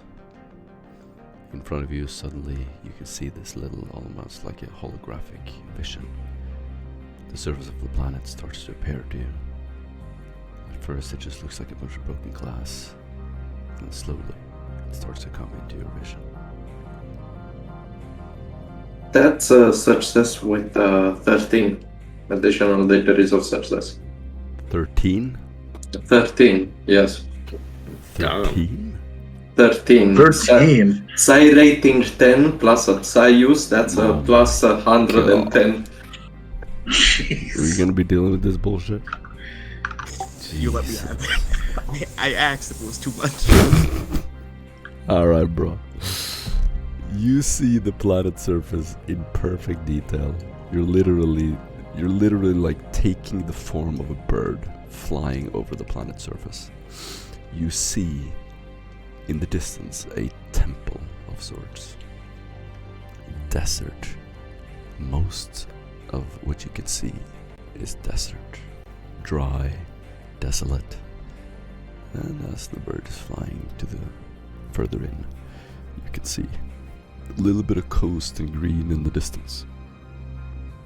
No sign of civilization. After sort of circling and flying to a higher and higher, you see almost what looks like a beacon, a pillar that has been placed into the sand with not a radar dish, but like what looks almost like a UFO, like a little plate on top. You begin to see visions of electricity flowing out from this dish, and you can hear voices speaking. Some of them sound like the voices of psychers. You can hear their raspy, piercing voices. And I want you to do a Ascensions test with a minus 60. You're literally taking the form of a bird that is trying to listen to the psychic messages through a beacon. It's the most difficult role in the game.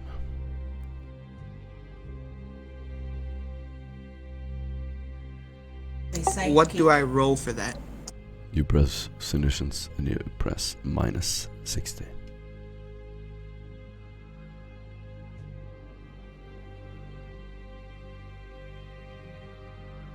Type it in.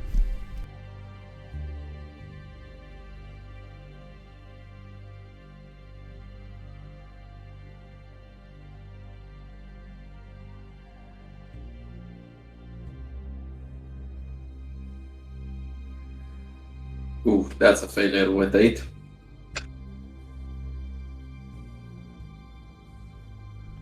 No, he has plus 10 because of his siren. Oh, in that case, it's not a plus 10, it's a plus 100. 10 times your psi rating. Yeah, so it's success with 2. Yeah, success with 2.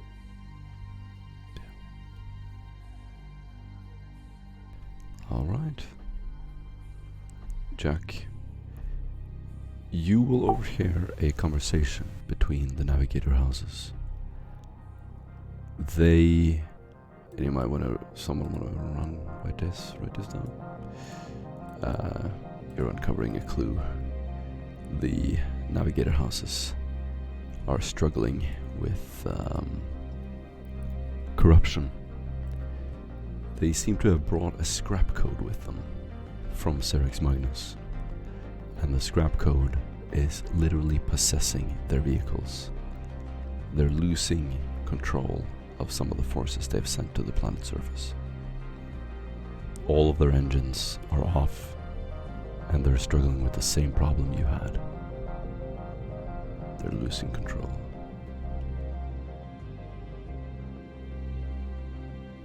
After listening to this back and forth for a little while, you open your eyes, and you're back in the room. It's completely dark.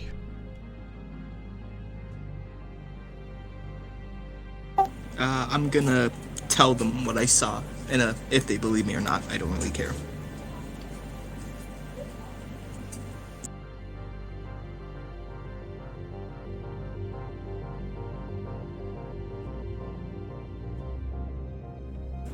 So you all hear this on your microbead. Everyone on the ship. I have discovered information about the planet after my visions, you could say. They're suffering from the same issue we have, but theirs is a little bit worse. The machines are corrupted even worse, and they cannot control them anymore.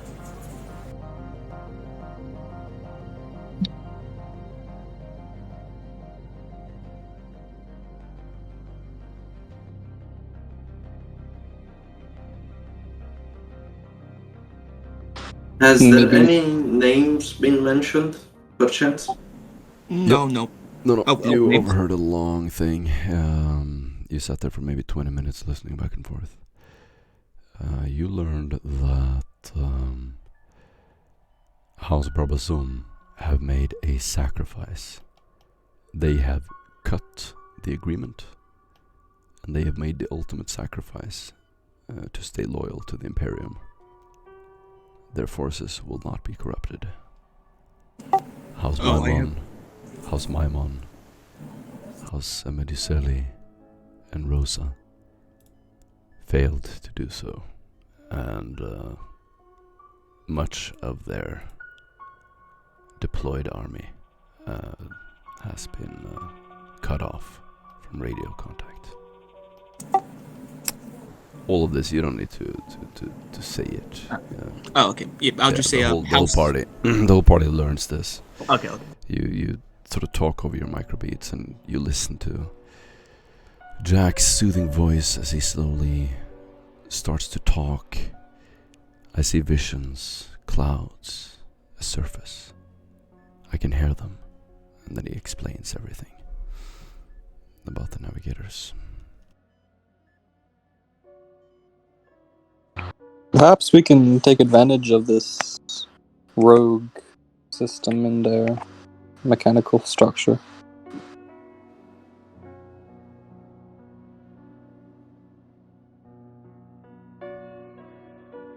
That is the pilot talking? Yes. It is possible, I assume.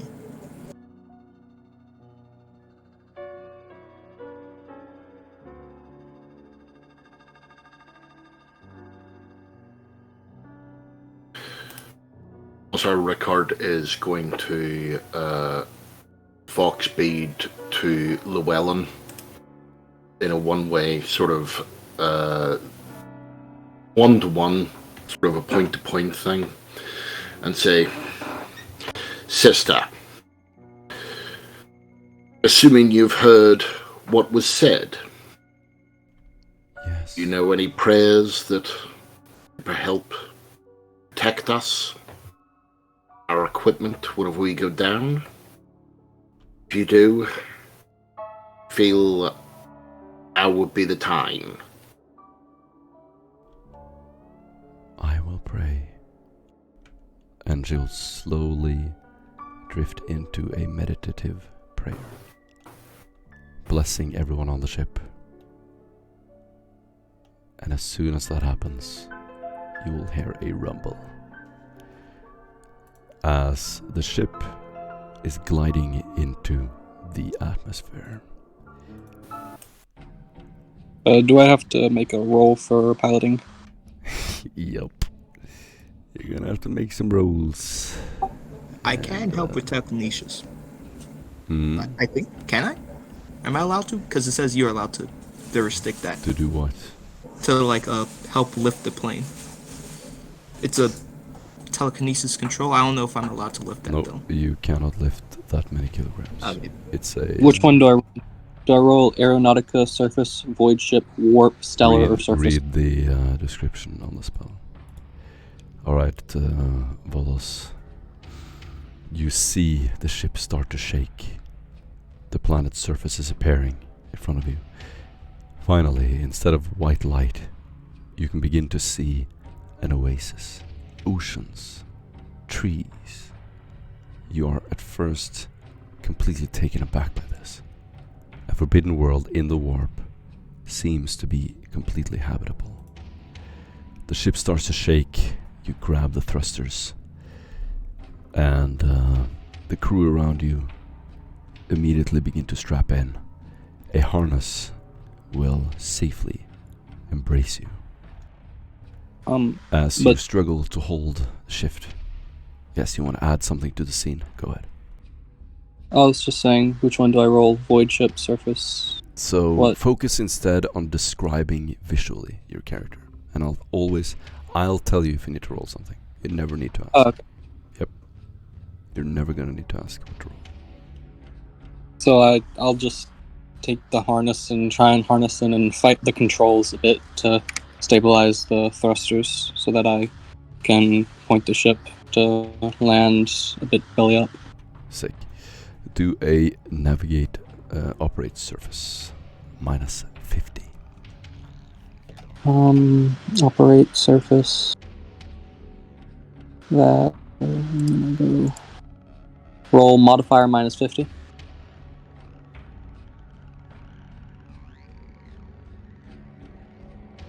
That I think we're dead. If you have inspiration or a fate, you can also re-roll that. Just make sure to mark off your fate or your inspiration. The ship begins to shake. You can hear one of the wings giving in. Immediately, you begin to spin in a sideways motion, round and around in a spiral. Can I re-roll that? Remove You a fate can point. indeed. Go ahead and go use your down inspiration 4. point. I'm gonna use my fate point quick. You don't need to. You can use your inspiration. Oh yeah, I'll use that instead. Yeah, And inspiration Always first. use that first because it's cheaper to replenish.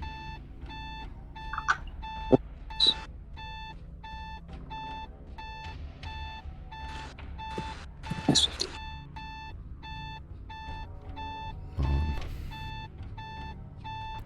That's Ooh. worse. -8. So, the way the game works is the more degrees of failure you have, the worse the outcome. The more degrees of success, the better. I assumed that. I think -8's worse. yeah, it's pretty bad. A part of your wing is gonna break off immediately. The ship begins to shake. You can hear this hollow, horrible sound of the wing ripping off. This wind building up. You look outside, and there's an inferno of flames on the right hand of the ship. You can see Volos lifting his entire body back, holding the throttle with one hand, his arm shaking. Your mechanical arm is attached to the throttle, and you're not letting go, but your entire body is shaking. Do another operate surface, -40. Okay. This is gonna be bad. Operate surface.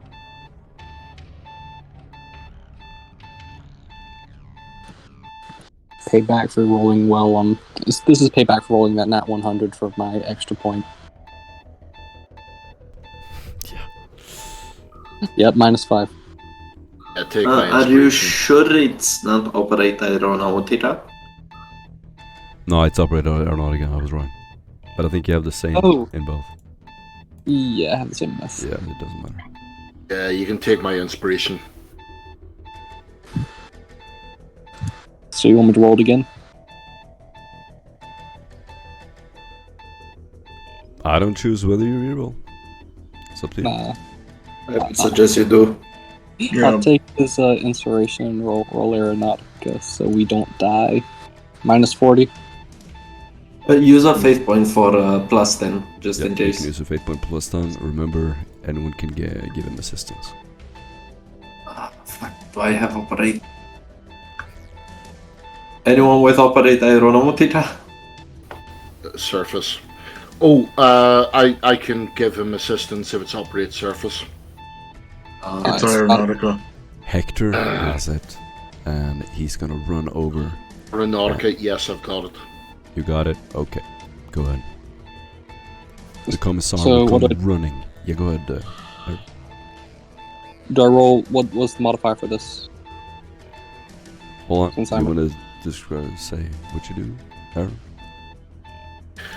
Okay, so whenever the wing comes flying off and the ship starts spinning, you'll see Rickard run onto the bridge. Have a look and see struggle he's actually having on holding it. He's going to actually grab hold of the stick as well, and then motion to him to what he called, you deal with the yaw, I'll deal with the stick. Basically just uses all his strength to actually pull it into his central position. Awesome. Okay. With that, you can roll it again. You get +10 from assistance, etc. I'm gonna be right back. My kid is crying. Is that Yeah. plus four? So the original was -40, right? Yeah, so it's now minus 30. So it's No, minus it's -20 if you also use a fate point for a +10, which I would recommend.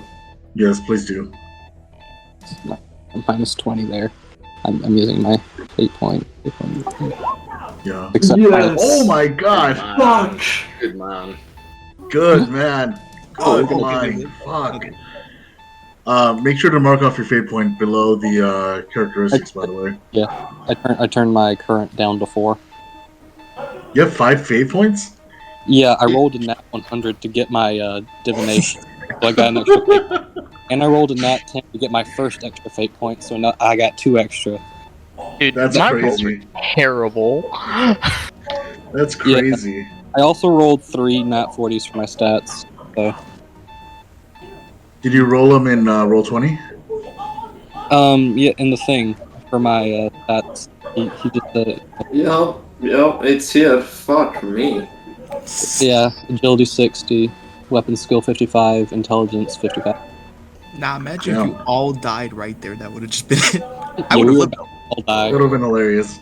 That minus 8. Also, by the way, Sam, you shouldn't be worried about anyone but him, because he could literally party wipe us. Yep.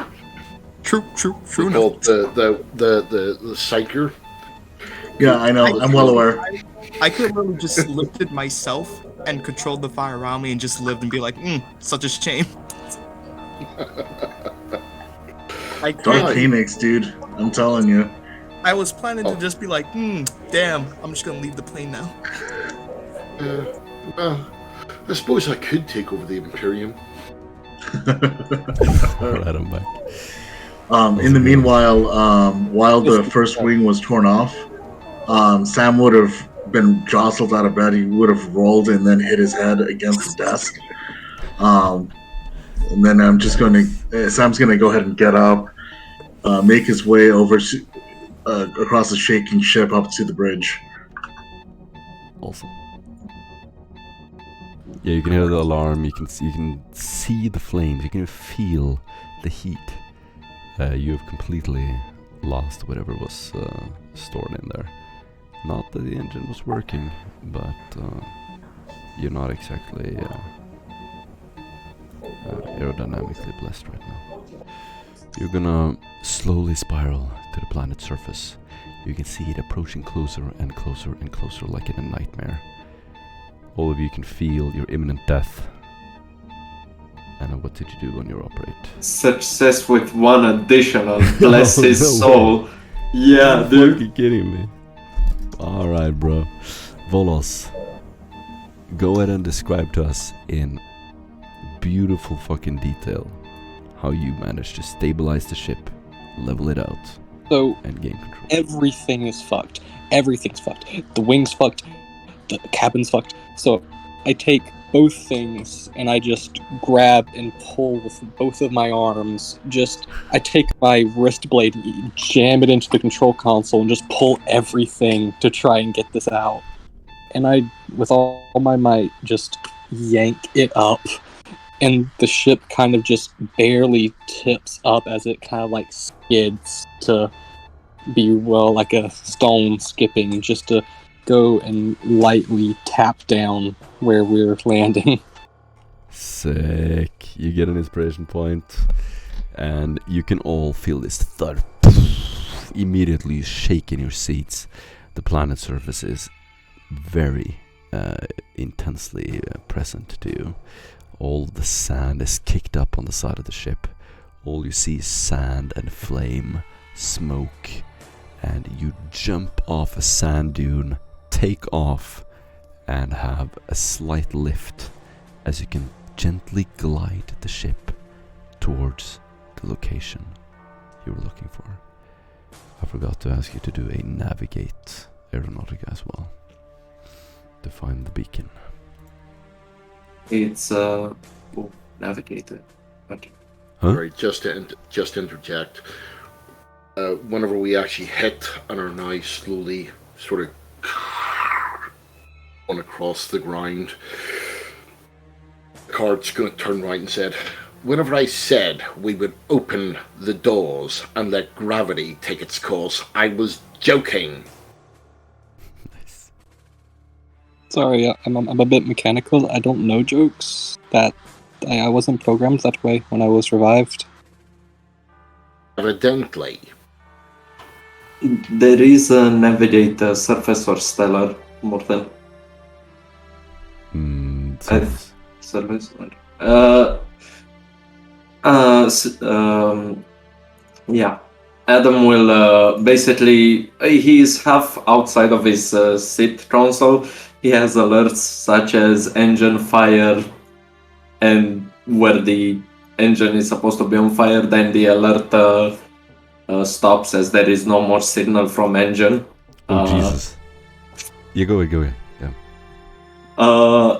As he says, somebody must have turned off turned on the fire suppressors because the engine is not on fire anymore. As he gets his bearing lodged to the direction where the engine is supposed to be, and it's not there. And it's like, well, I'm certain at least we have reached our destination. As he starts his console, and I'll roll surface unless anyone wants to assist. Nice. I have that. If you would like me to come with you to help. Well, since you're piloting, I presume you aimed the ship in the direction, so it counts for a plus then. Yeah. In the engine room, a door will slam open. Out of it, you will see a tech priest running out with a mechanical dog, completely outraged, covered in oil and salt. You've been working below deck, Ripsaw, to repair and maintain the machine. Finally, you managed to cut all of the access to the gasoline, and the ship is no longer burning thanks to you. All of you can see Ripsaw running to the bridge. Yeah. What are you doing? Do you know how much this machine spirit has been screaming at me? It screams in pain and all the oil. What in your Messiah's name are you all doing? Flying through volcanoes or flying through buildings? You get an inspiration point. Well, look at the bright side, Tepris. Only 90% of the ship is screaming at you. We've lost 10. You've lost 10. That's like losing a hand. A win, specifically. Oh yeah, God. You land within viewing distance of the pillar itself, and you can hear a thud in the distance as it is still active. I basically relay the location, and it's completely the opposite end. Adam then figures something is wrong before the dust settles and turns the monitor at the pit display upside down. He says, now it's correct. We should be close, and the dust settles and it's right in front of us. Nice.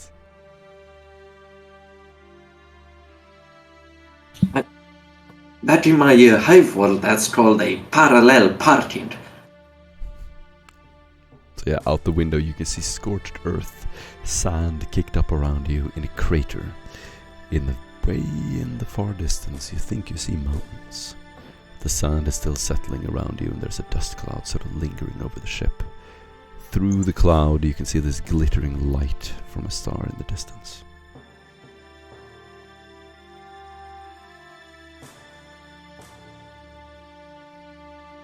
So, Anyone broke something or it's missing something?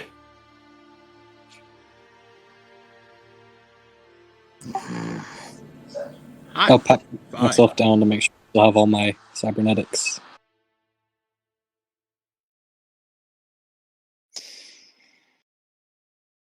Let's see here. So, while I was in the engine room, what mission did the Inquisitor give us today? Exploration.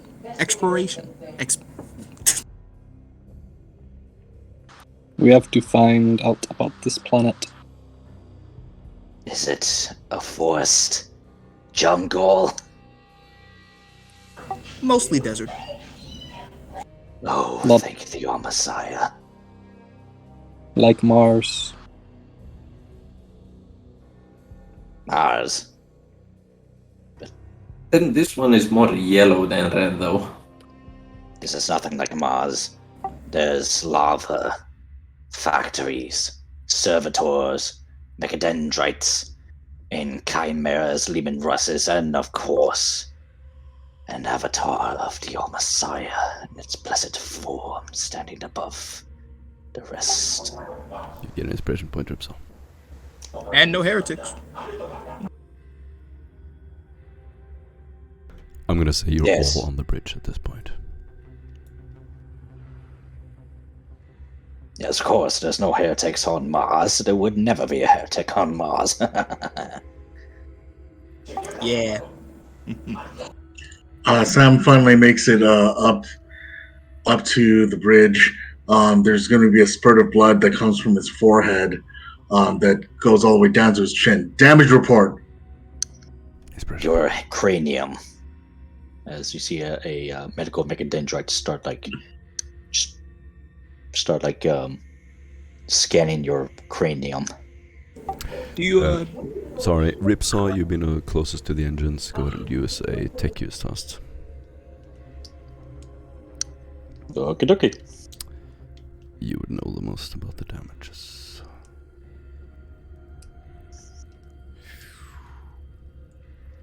Oh yeah.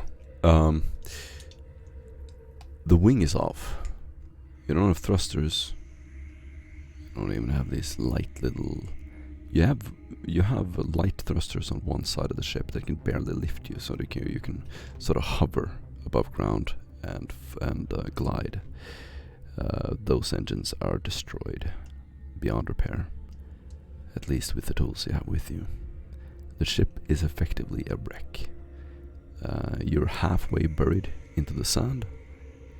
You can barely see over the distance of the bridge, the planet's surface and the sand glittering in the distance.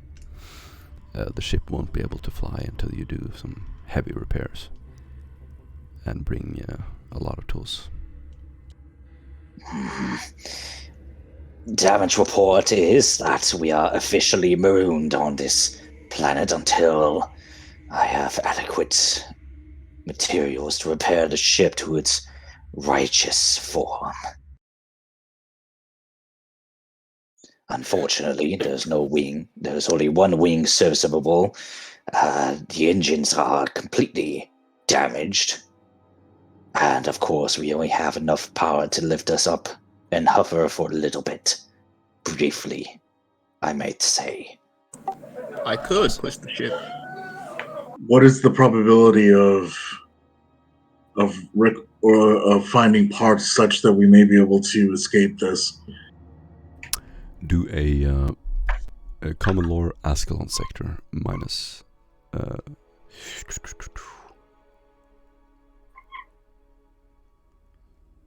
minus 50. Let's just use infused knowledge. Anyone can do this, by the way. I'm using a fate, by the way. Feel free, anyone, to roll this. Okay. Ooh. Oh, Close. no way. Close. I'm giving one of you a plus 10. Okay, so that's success with 1. Or success, flat success.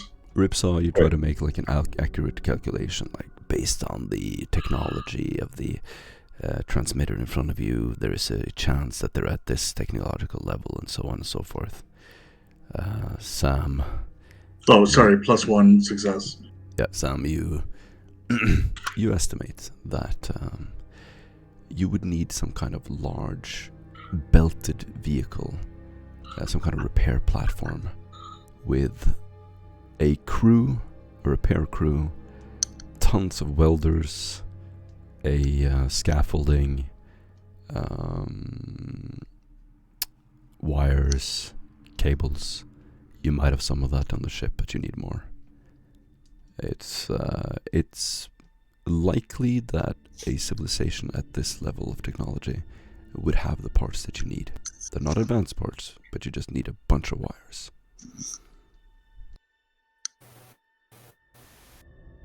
So it is likely that you would be able to find it. I'm sure they have a repair facility around here.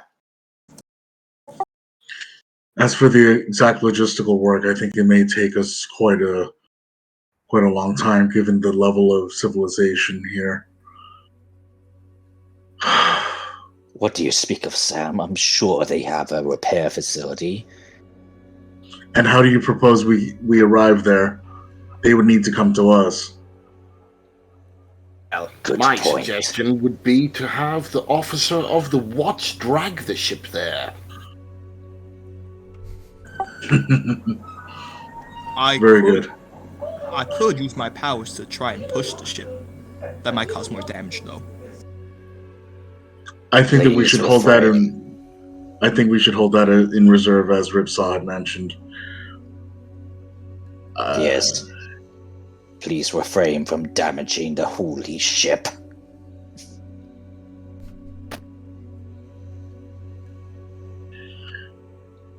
I will return to my quarters in order to do the requisite calculations on exactly what is needed to be done. Until then, I believe that Commissar Richard shall hold in my stead, and before him shall be Hector, who will lead the group.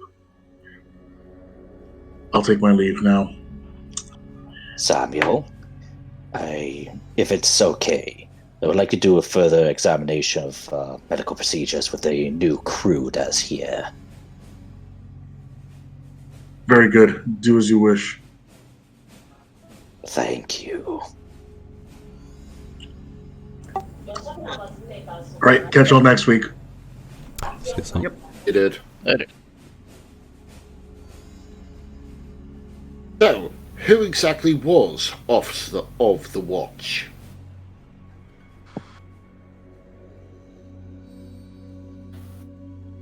Officer of the watch.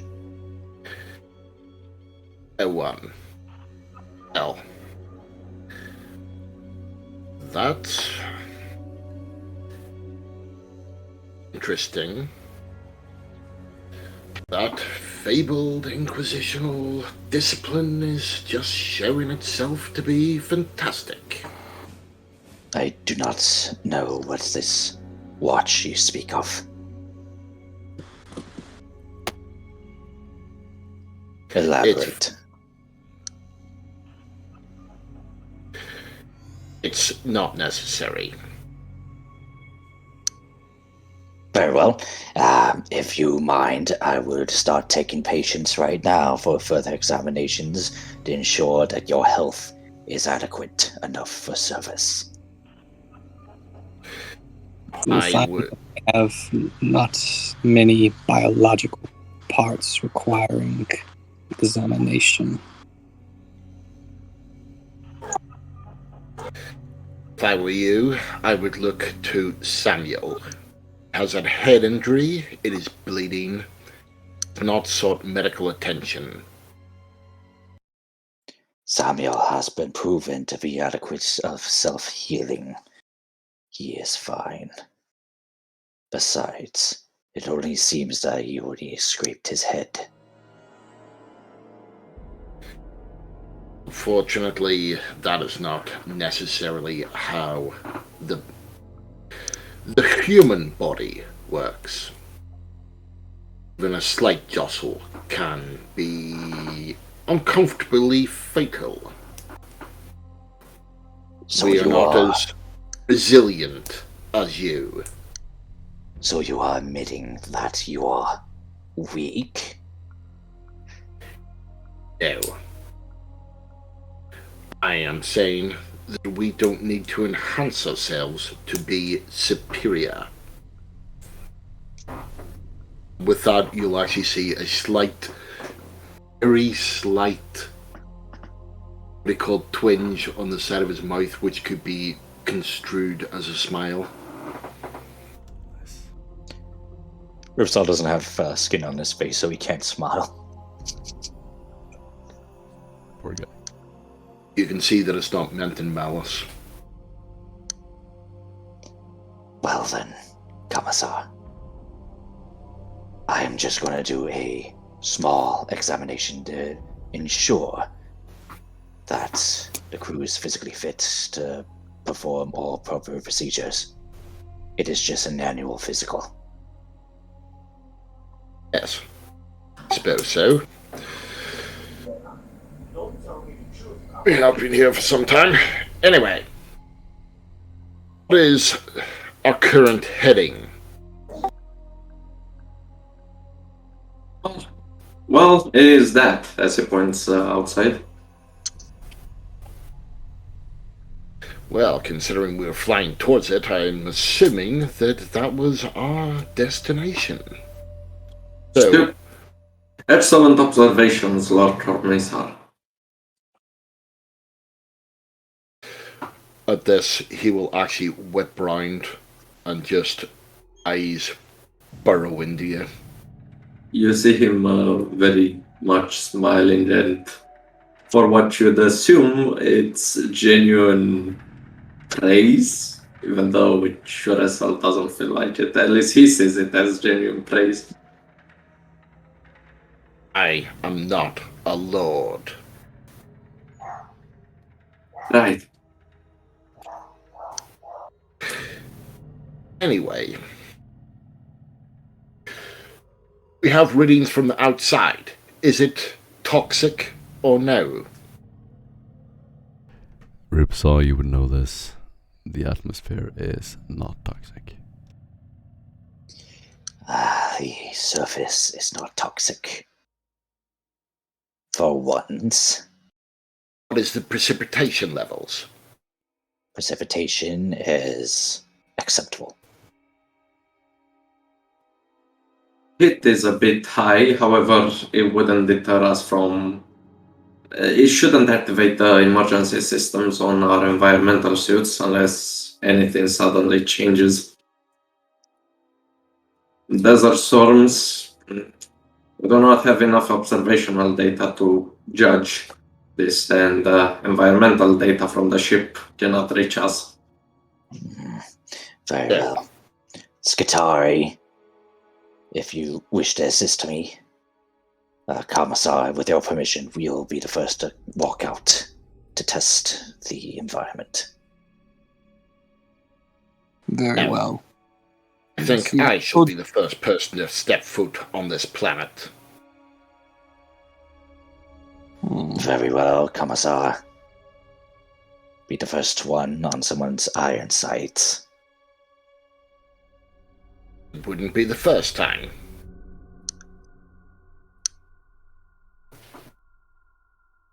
Everyone, suit up. Everyone, prepare to move out. I want the crew who are deemed to be fit stay here, protect the ship. So, do you have enough servitors to do the job, or do you need to stay here? I am sure that we have enough servitors. Let me go inspect them. You have 5 minutes. Very well. Gripsaw's going to go and start heading out and checking out if there's any medical or just standard servitors. Absolutely. You have a group of about 10 servitors on the ship. But yeah, is anyone like actually injured? Because if so, I could heal them. Maybe some scrapes and bruises, but Okay. I would go next to Sergei and say, looking towards the commissar, say what you will about him, but at least he leads by example. Sergey will nod, look back. Eventually, Ripsaw's going to come back with the 10 servitors, and he's going to look at the council. I have more than enough to conduct some repairs on the ship. Excellent. And they defend the ship. Do any of them have heavy stubbers on them?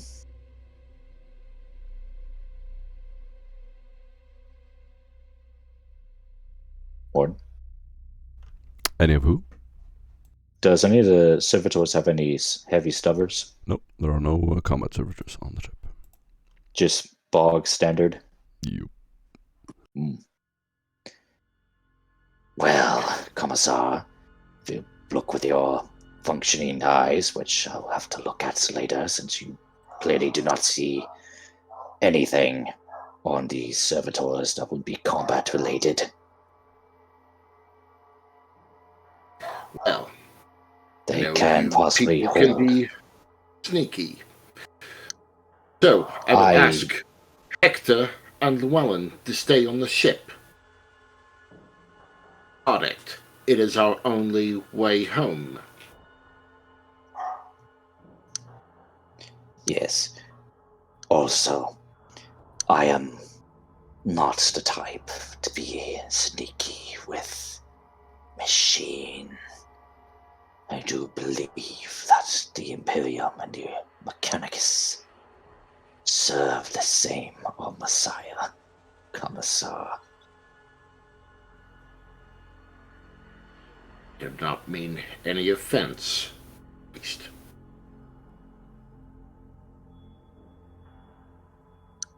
He's going to vox and in Llewellyn and Hector and say, if you don't mind, if you would like to stay in the ship, I'm going to take the crew to stretch their legs. Hector will step up from his chair, kind of annoyed. If you expect me to sit here and die, you are gravely mistaken. No, I will join you. We are leaving the ship. If we are marooned, we are marooned. It is time to abandon it.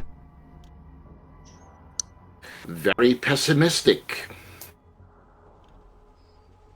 He gives you some dagger eyes. The ship is salvageable. The least to say. It can fly. It will fly again. Then we will find what we need and come back. But I will not sit here and wait. Very well. If you wish. Looking through the console on his desk, he would say, if it helps you, Lord Commissar, the ship security systems are not damaged. The exterior appendages of the ships are, but the fuselage is still sealed. We can just lock the ship and whatever tries to get inside will have a hell of a time attempting it. Yes, but even the greatest vault can be broken open given time enough. Not enough time for us to make a trip and come back here. It'll take days. Now, I will defer your more experienced opinion then. Look at the bright side, if something does break into this ship, we'll have far worse worries on our head. Anyway, shall we stretch our legs, gentlemen? And with that, he's going to open the door and jump down. Yes. The hangar ramp will open. You can all hear this huge ramp open as you go into your storage. To your surprise, You have not yet been in the hangar. You have several land vehicles. These are effectively archaeotech. They require old fuel sources, and they have basic engines. Think of it like jeeps or buggies. You have a couple of those and a couple of heavy motorcycles. I have 3 marks on forbidden knowledge for archaeotech. Can I see if I know anything about them? Absolutely. Do an archaeotech test. Modifier. I'll always tell you if there's a modifier. If I don't say anything, it's Okay. 0.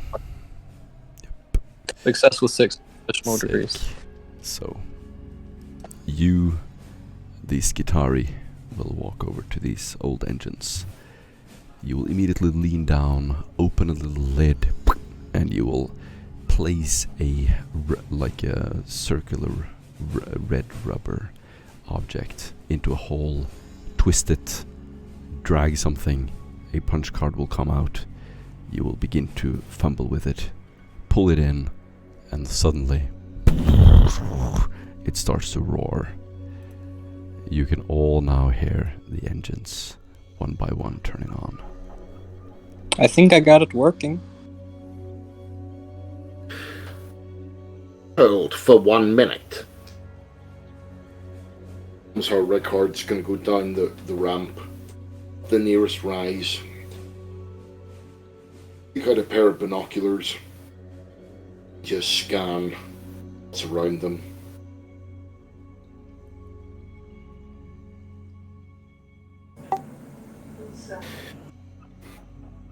Seems to be clear.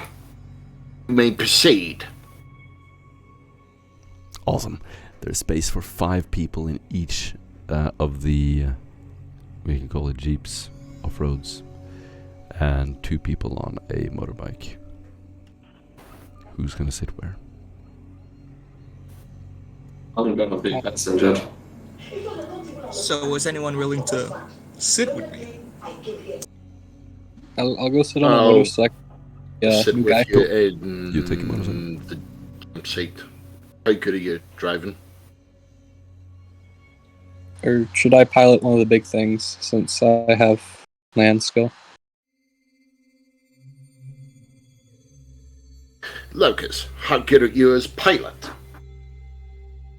From me And you- crashing into the worlds, but I crashed in the right area, so Yes, it's still 50-50 on that point. How good are you whenever you just have to avoid things on the ground? about the same as flying. But It's not equal. great. Depends on whether we're in the warp or not. I'm better in void ships and warp areas, but not as much in regular space.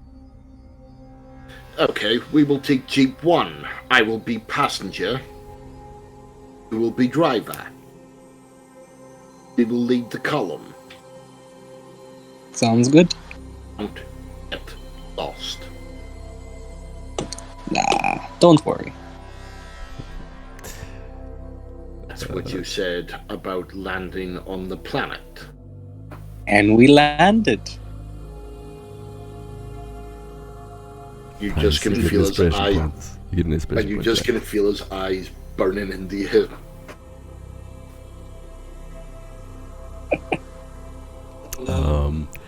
Jack is driving. Who's driving with him? Who's sitting next to him? I'll drive with Jet since there won't be enough space for one of us. So I'd draw the short straw. No, So, sorry, I'm beside him. Cool. So, you know how to drive this? Because it's my first time. What? Yes, my first time driving. Do you know how to drive? Didn't you say you're good at driving? No, I said airplanes. I didn't say cars. They're very different. I said send things flying. That's different. I got my driving license revoked, but I still know where the pedal and the clutch is. Maybe you shouldn't let this guy drive. Actually, Jack, Yeah. you don't even know how to fucking drive a car. Maybe. You should hop in the Jeep with us. That would be the best option. But people don't like psychers. That's why I said if anyone wants to. Yeah, but you Right. can probably sit along with someone. But okay, let's skip. Let's not spend too much time. Who has operate service? I'll drive, but I have it at 1, so Eh. at least I have it. Which apparently is a high level of Did no qualification. one take operate service here? Do you have no I drivers? service, but it's 1 tick as well. I have 1 tick in everything except for operate. Let's see here, void ship and warp. Okay. I have 2 ticks. I'm just trying to figure out if you can get Right. out of here at all, Okay. or if this is the Okay, end of the campaign. Because if I've none got of you have two. a fucking I've driving got license, two. this is the end of the campaign. So We've got 2 on surface. Yeah, me and Adam. okay, Those. okay. So who, Commissar? Do you I've want to got two. drive? Do you or Volos want to drive the other jeep? I was driving the For first Jeep. Emperor's sake! What hive scum are the Inquisition actually hiring these days? I imagine you're like pulling people away from the wheel as people try to sit in the driving seat. I was actually going to say that. Get out! Get in there! You there! You there! Now, I will follow. Right. And if you make a mistake, Sam will not be able to save you. What about the Omnisaur? Or him. Ah, Alright, It's- me, Jack, and the Commissar in Jeep 2, and the rest in Jeep 1. The fuck? Okay, now I'm fucking confused. Okay, fine. You guys are not being clear at all. Volos, I- you're I driving think- 1. I'm driving 1. Adam's driving the other, Adam's driving and the other. I'm The driving Commissar 2. is. Now you're driving, Commissar? Yeah, he has operate Oh, too, dude. Yeah, Christ. I have operate Who's service driving too, these so- fucking cars? Okay, I'm driving 2.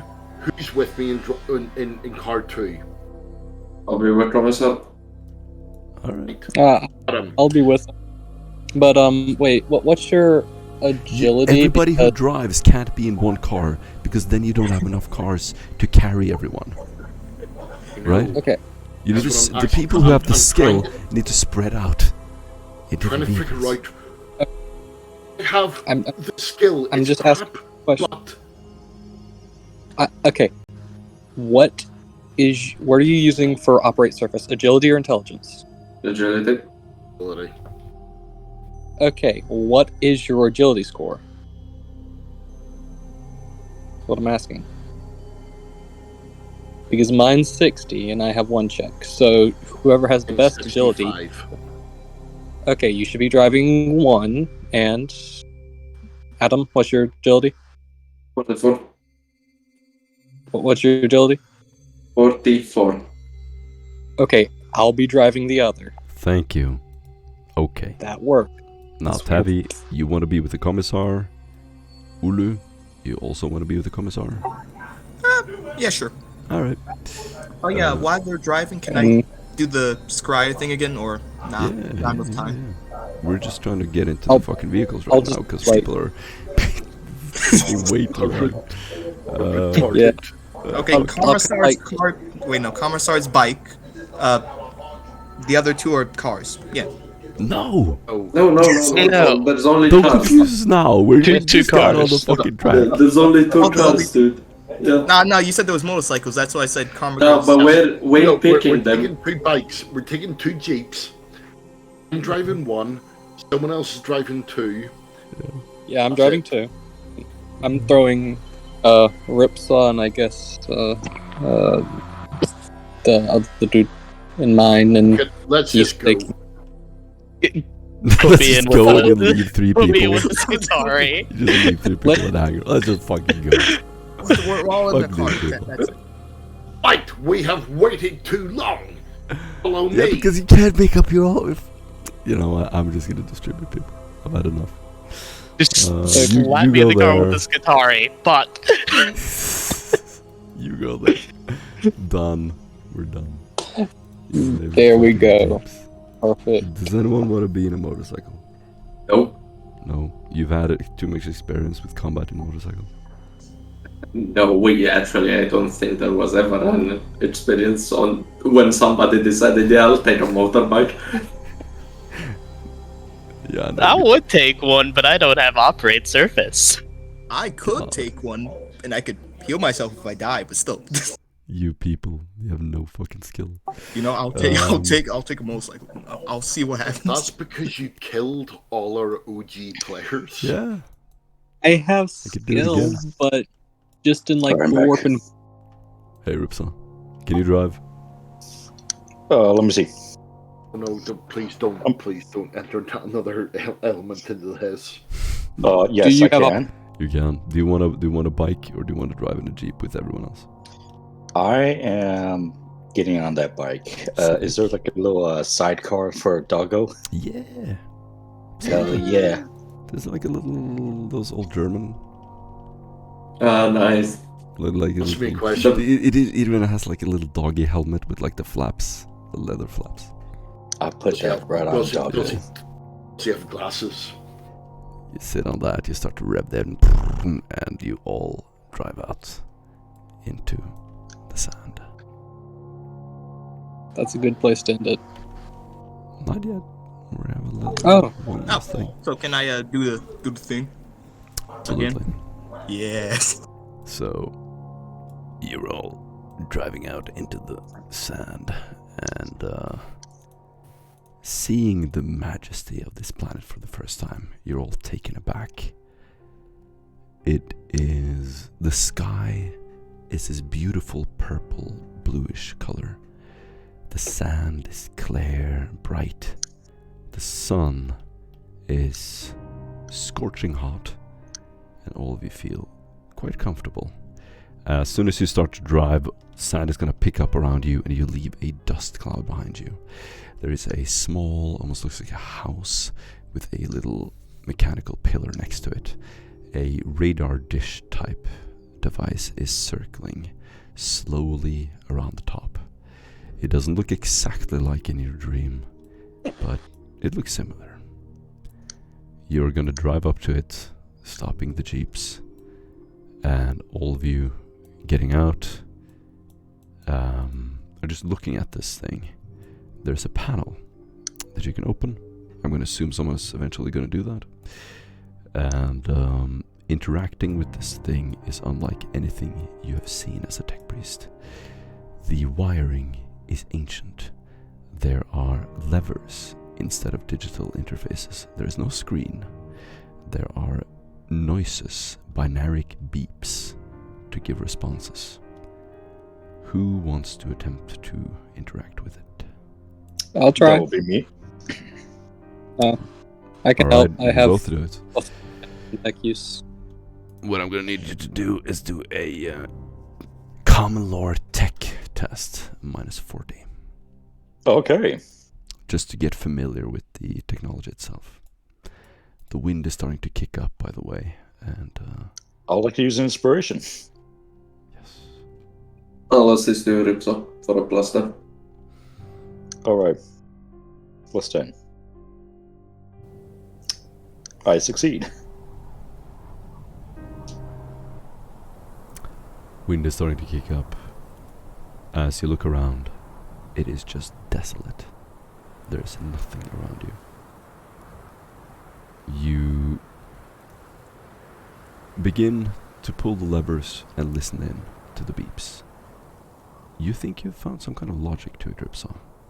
Go ahead and do a linguistics tests for Binaric. -20. I can help with that if you would like. Yes. Like Sure, this is let's go ahead and do Mechanica slang. Yeah, brother. a technical lingua. Hell yeah. While they're actually doing that, Commissar Rickard is going to go and assess which way the wind is actually coming from. Go. This may take some time. I believe we may have to shelter the vehicles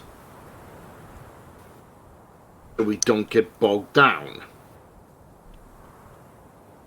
Right. There are some tarps in the jeeps, my dude. You can put them against the... Well, I'd say house, but it's not really a house, it's more of a hovel.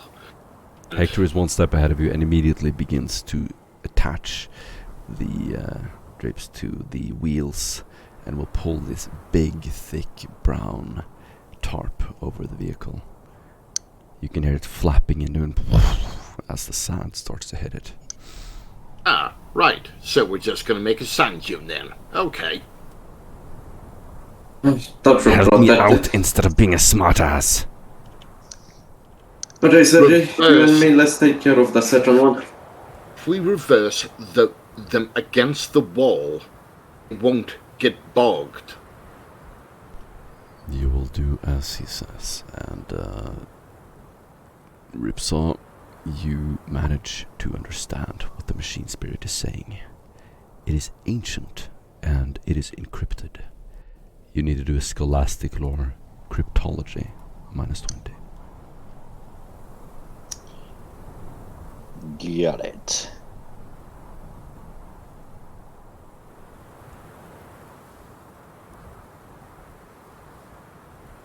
Yes. Wow. The machine is going to shut down.